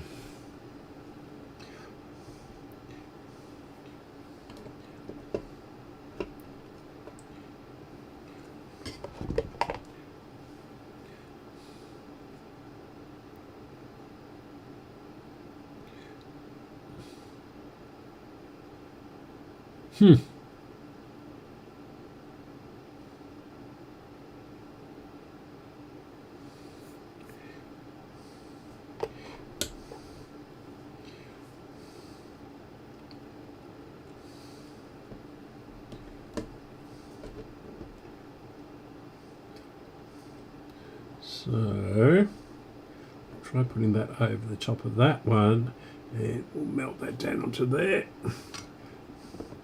Seems the soldering iron seems to cool down a bit.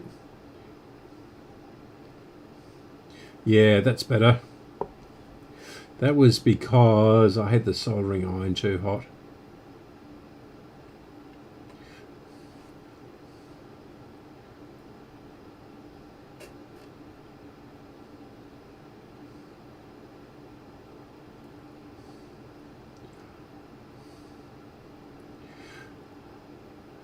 That doesn't look very good.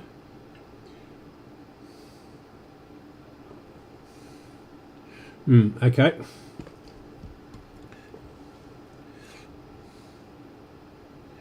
Can you move the thing up a little bit? There's a big heart because I'm doing this on the phone. In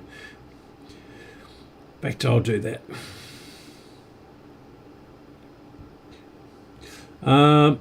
No, it's a Bendix 3-pin 12 volt job. So I'm getting I've ordered replacement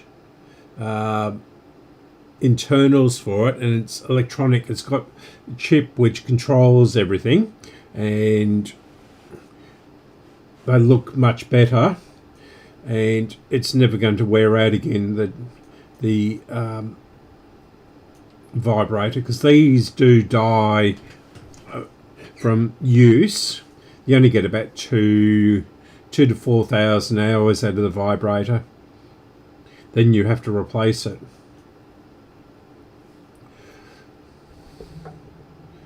Next one. So we'll change this one again. Again, that's not very well soldered. In fact, there isn't any solder on this one. Yeah. I haven't touched this one. And you look down here. I don't know whether you can see this. Down here, this one is just totally unsoldered. You see the hole there.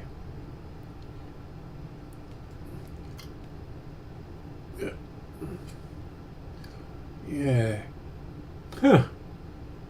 Maybe that's why it wasn't working.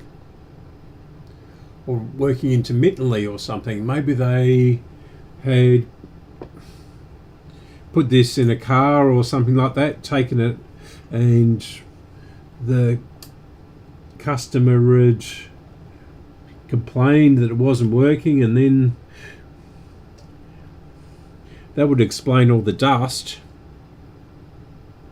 And they just ripped it out and changed it over and put it in the box and left it on the shelf.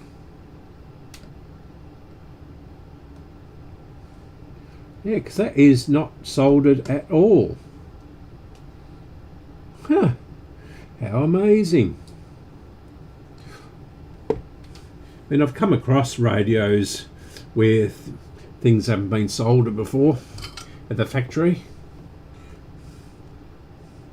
That's why in Japanese things you see texture marks all over everything, or felt tip, or whatever you like to call it, Sharpies, aren't they these days? Not textures. Where did I put the solder sucker? Oh, there it is.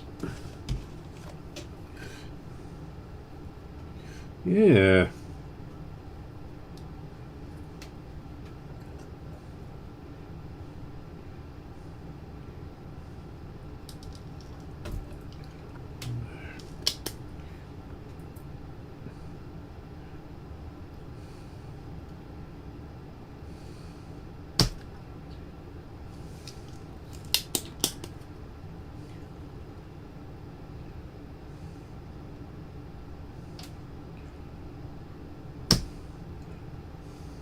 Yeah, there was hardly any solder on that one either. Someone really skimped at the factory. So I haven't opened them up yet, so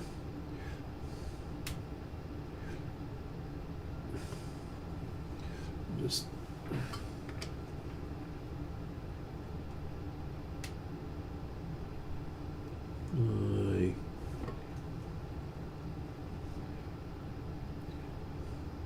just a touch of solder on this one.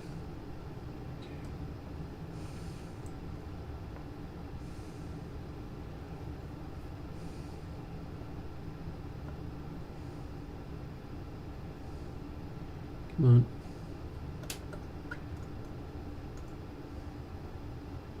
Oh, that's...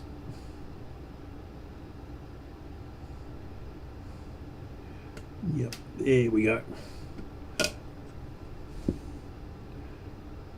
That it? Okay.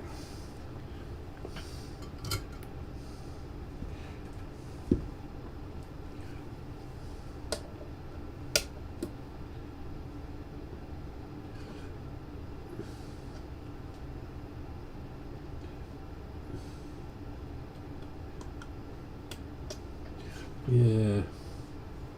So that end has never been soldered. That end is got the absolute minimum solder on it. So that one to that one.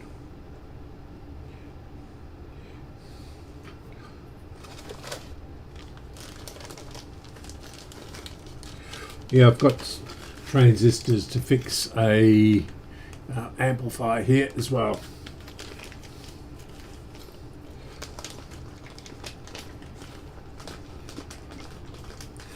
Yes. Yeah, I'd take it back otherwise. I'd fly across to America in Detroit and just find the FOMO, what was it? Ford Motor Company, FOMOCO, that's right. Ford Motor Company. And take it in and say, hey, your radio's not working.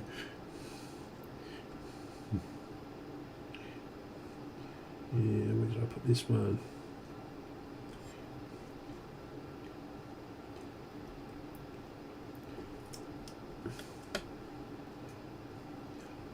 Go around, so let's be a bit longer.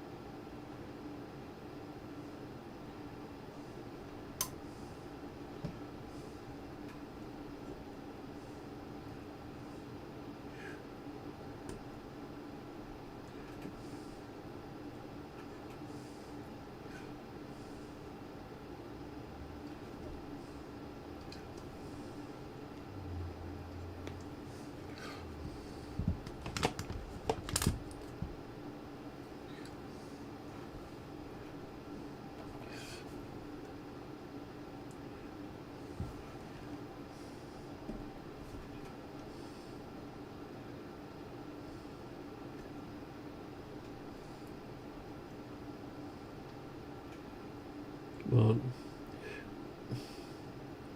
yeah, the clippers have gone in, the cutters have gone through the hole. No, I don't want to do that. Yeah, where is, there we go.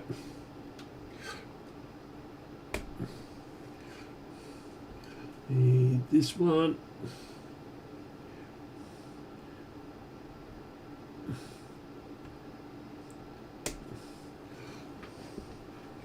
And we'll button this up.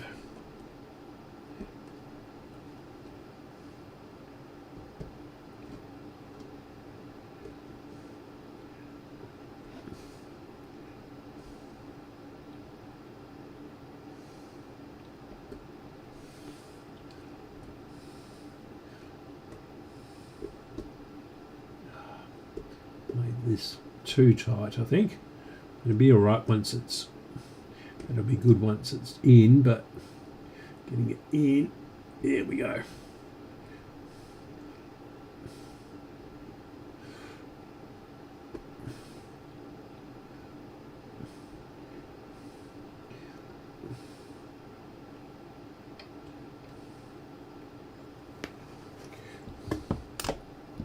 Good.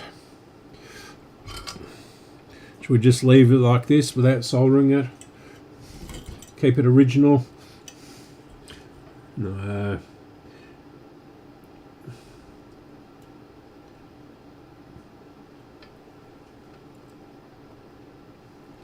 And this one.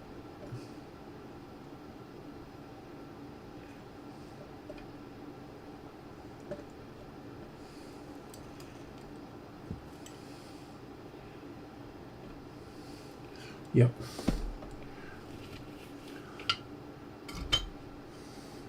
Okay, so we've finished, and I'm going to, hopefully the case will go over that, should do. I'm going to connect it all up again. And given that the vibrator made a bit of noise when I touched the earth on it, and maybe the heat from the soldering iron got up into the vibrator and freed it up. I mean, this should in theory work, because that vibrator had virtually no use, but it's just a matter of getting it going.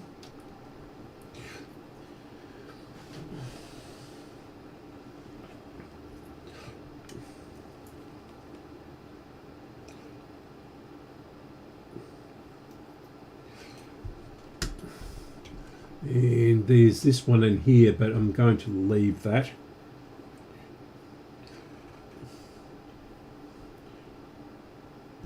It's that way up, isn't it?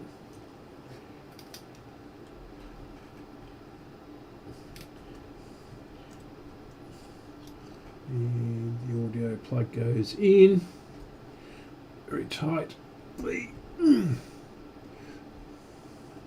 There's a little bit of rust on there, and on these connectors down here. Yeah. So the rust is on this plug here, this RCA plug, and there's more rust on these connectors here. So it hasn't been kept in a pristine place, but we'll see what happens.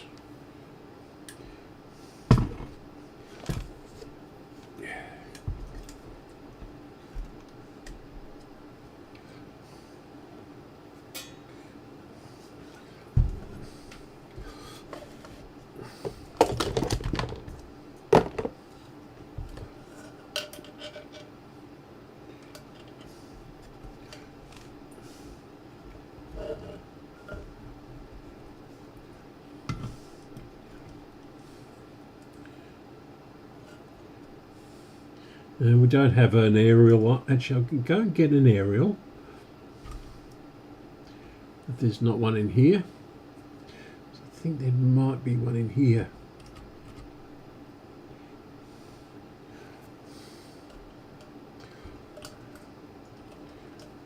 Need that.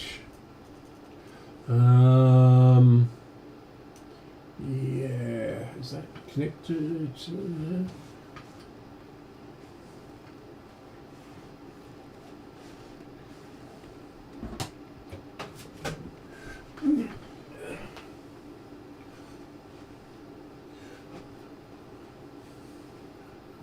That one. Where's that connected to? Doesn't look like it's connected to anything. That one's connected to that. That's just a wire.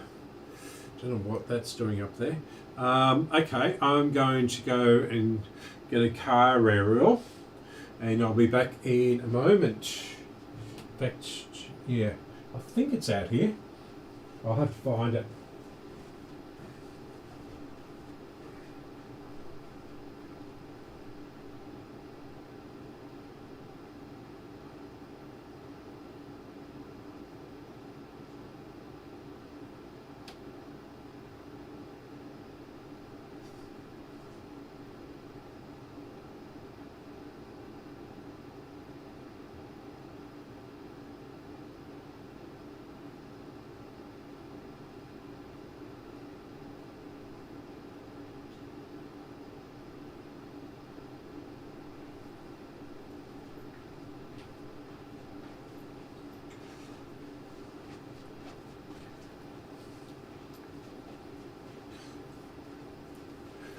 Okay, here we go. One car aerial. It looks new actually. You can actually still buy these. This one, haven't seen that design before. Yeah, it's been plugged into something else. Where are we? Where? Yeah. It's got heat shrink over there. Yeah, there we go. It all looks fairly new. Maybe that's supposed to be like that, but that's sort of been forced in to something or other.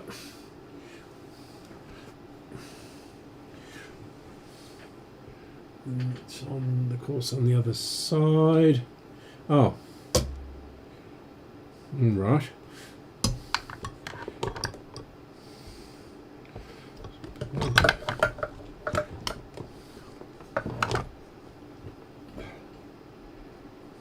So that plugs in.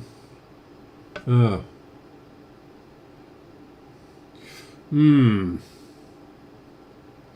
That looks like it's been broken off at some stage.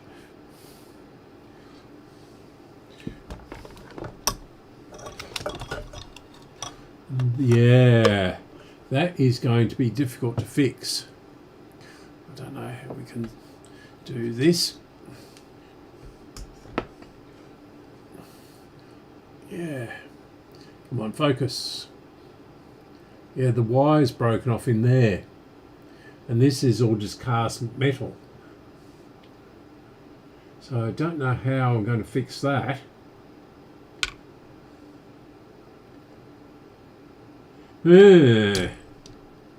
That's not very good, is it? So that must come out somehow or another. I don't want to break this body part of it though, because, yeah, they're not very expensive. Well, they weren't. Okay, so I'll have to use my one here, and I'll have to untie it from up here. So it's connected up for something else.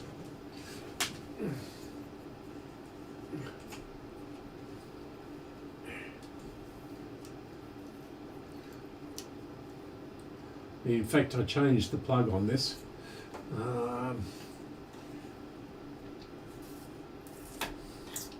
Wonder if hopefully this will fit.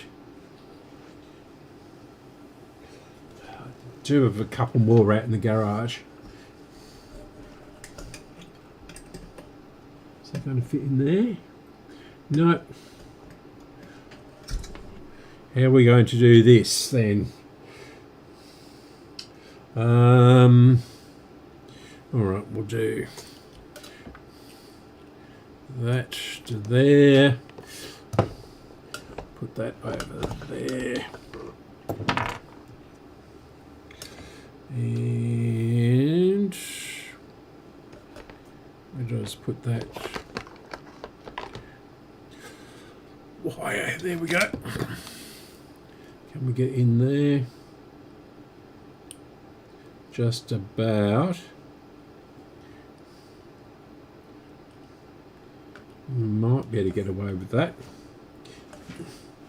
It's not attached very well, but it does attach.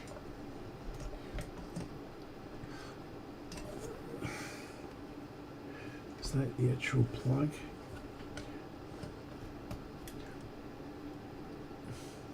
That's not attaching to that. Oh, it's this side, isn't it? Okay, we might try this one.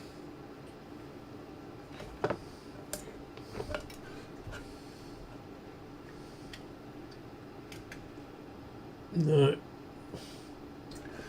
Doesn't want to go in there. Things are never easy, are they?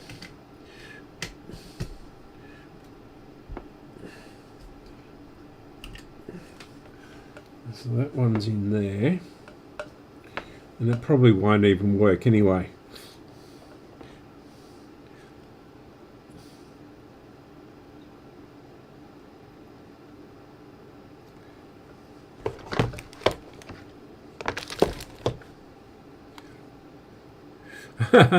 No. I don't think this is going to go up in smoke.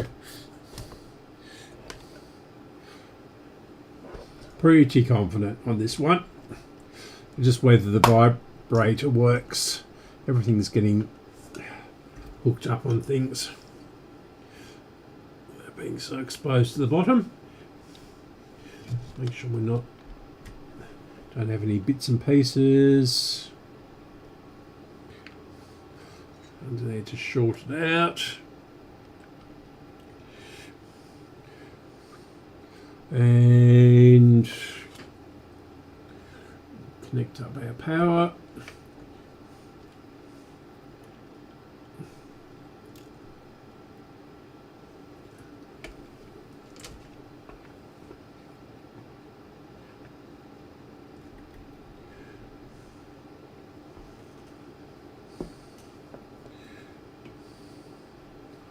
Right, so here goes.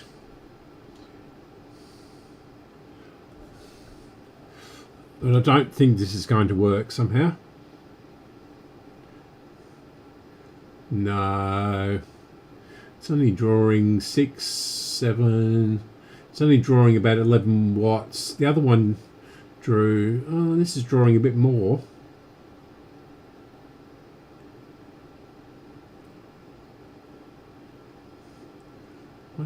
Yeah, so it's drawing 1.5 amps.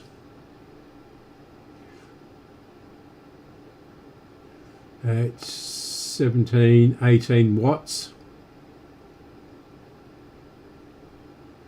So we're lighting up the tubes or the valves.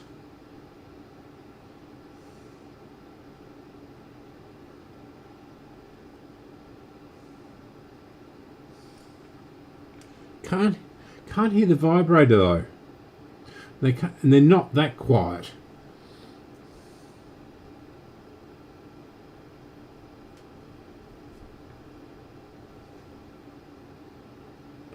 No sound from the speaker yet.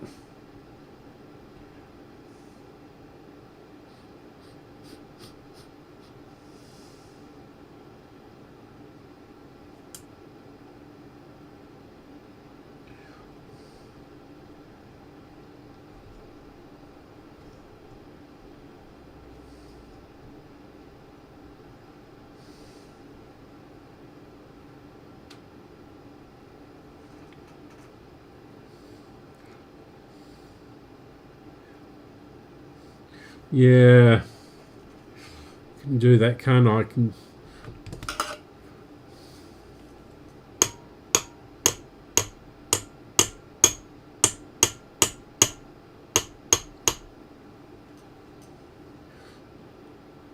No, it's drawing 1.4 amps, so it's not current limiting. It's drawing 11.97 volts and not current limiting, or not voltage limiting, and 17.73 watts.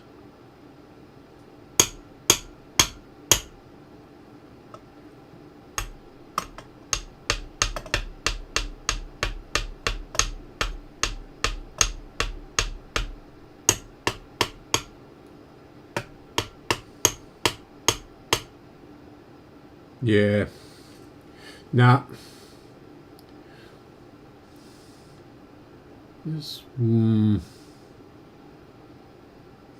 It's close. It must be doing something. So it's, yeah, drawing all that power, and the valves are lit up. The rectifier's lit up.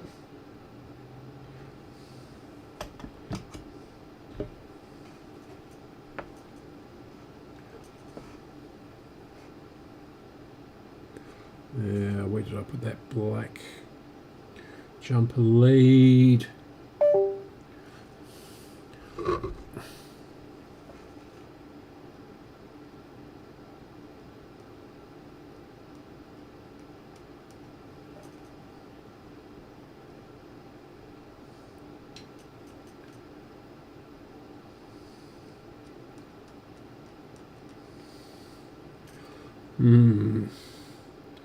Yeah.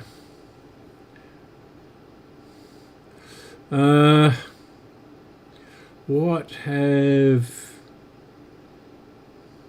yeah. Yeah. Yeah, that's better. Yeah. I was about to say, what have you said that stopped it? It's censored. Were all the valves on? Looks like it. Definitely got a heater in that one.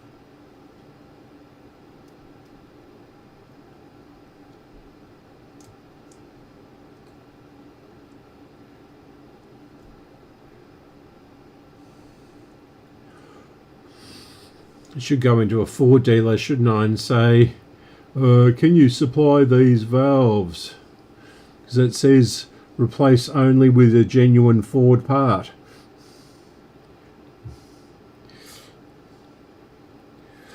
Yeah. I'm not confident about the vibrator though. I can't feel any vibrations from it or hear any sound. They make a sort of a thrumming noise. They go... Can't do it. So like a raspberry, when you're blowing a raspberry, sort of... I can't even blow a raspberry. No, I won't even try. Yeah, it's definitely working, but it's not working, as it were.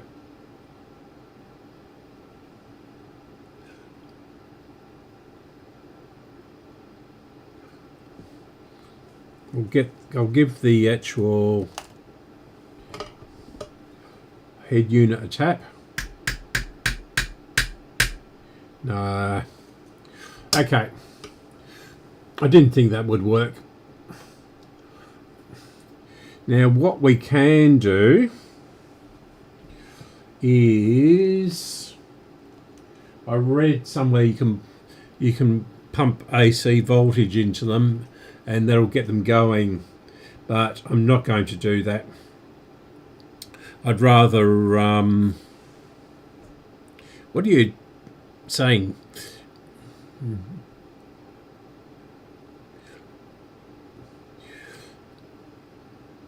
Yeah.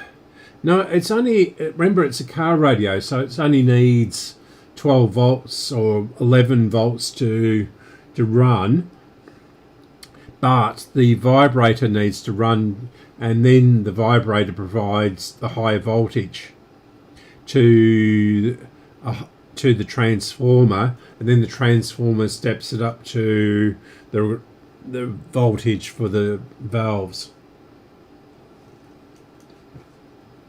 So the 12 series valves, the heaters in them run off the car battery through a regulator. So, but they're all lit up like they should be and everything like that, and they're getting warm. In fact, that rectifier is getting hot.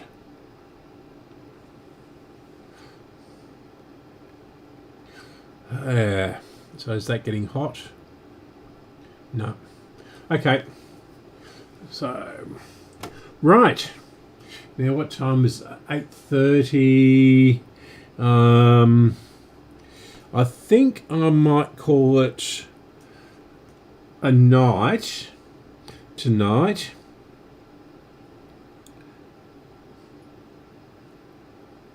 Yeah, that's right. So without the vibrator, it's not going to get the voltage up to what's required for the transformer to, well, the transformer doesn't need a specific voltage, but a specific voltage needs to come out of it. I'm getting very tired here. Been up since 4 o'clock this morning. I don't know why, but I was up at 4 o'clock. So I'm not going to start on the tape recorder. So let's... Who was I going to feature this week as a as a website or a YouTube channel of the week. It wasn't. The other guy is the Weather Wolf, and he's a bit of a downer, but he's quite good at what he does. But he's always complaining and saying he's ill and blah blah blah, and it's too hot, it's too cold, it's yeah. But anyway, let's go over to the computer, and we'll. Who am I thinking of? Oh, that's right, spare time repair.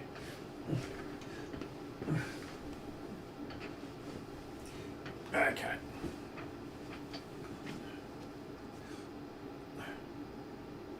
Yep.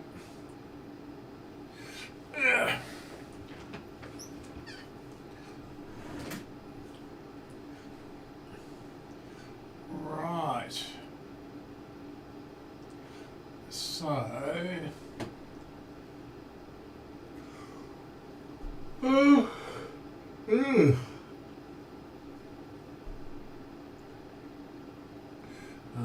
Yep.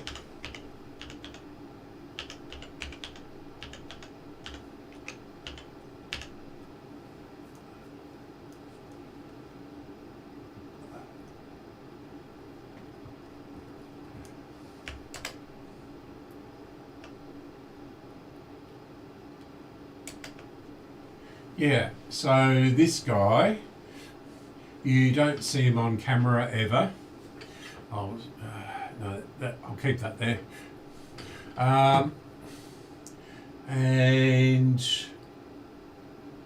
But he compresses everything down, which I really don't like.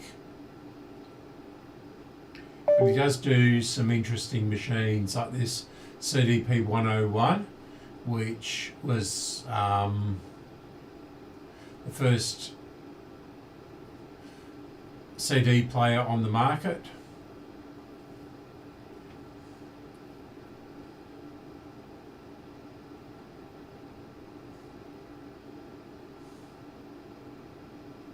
That's an interesting one to watch. I haven't watched this one yet. Yeah, so he does do the occasional radio. Oh, is that him? No, that's Retrotech. I thought that was strange. Yeah, he's okay as well, Retrotech. Don't know how he got in under this one. Yeah. And there's a few shorts here, etc. Yeah,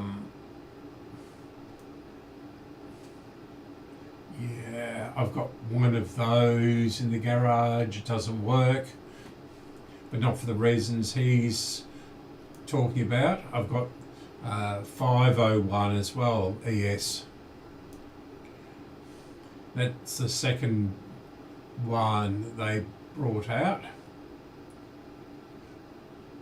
And then we're getting into other people's.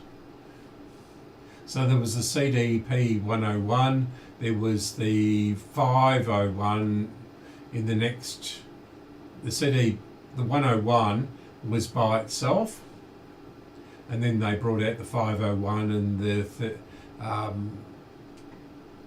2-number series. So I've got a CDP 35 from 1985, I think it is, and that was my first CD player, and that has never ever given me any trouble whatsoever. I've never had it apart, I've never had any the lid off it or anything like that. So yeah, and then there's all these other rubbish things. Let's just go in here. Yeah. So yes, so he's worth watching if you can put up with his sort of editing. He's not sort of a section for 5 minutes of doing things and then chopping out what isn't really worth it, but there is a lot. He just goes bang, bang, bang, bang, bang. But I guess it's good for people with short attention spans. Yeah, so he's the I can't remember his name now, but he's the guy. Oh, he's Graham. Yeah, I should know Graham. Yeah, he sounds like he's English, but he's in America, and he buys things directly from Japan. And the voltage difference isn't that great, but I think he does use a step-down transformer. Okay, so I'm going to say thank you and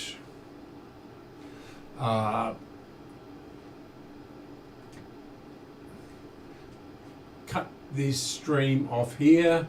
So thank you for watching, and if you possibly can, watch this back again and just let it play in the background and do something else or something like that. I need to get my hours up because the rules have changed or are changing next year at YouTube. So I need a couple more, well, I need about 120 more subscribers and to double my hours. I'm currently around about 1,500 to 1,700, and you need 2,000 hours. No, you need 4,000 hours to get the money from the ads. Otherwise, the ad money just goes to YouTube, and you don't get it. But from next year, it's going up to 8,000 hours. So if I can get up to 2,000 hours, we can have memberships and all that sort of rubbish. And then 4,000 watch hours in the last 365 days will get you the ad revenue. But from early next year, it's going to go up to 8,000, and that is absolutely impossible for someone like me, and I just don't do this for the money. So where are we? Is anyone still there?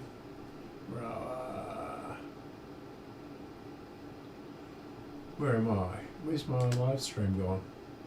I thought I already cut you off. Am I talking to myself? Oh no, there it is. Yeah. Yeah, okay. So, good night. And I might see you on Graham's stream tonight. We'll just have a quick look at what he's doing, if he's got anything up yet. No. Where's his posts? Oh, okay. So we've got to choose, have we?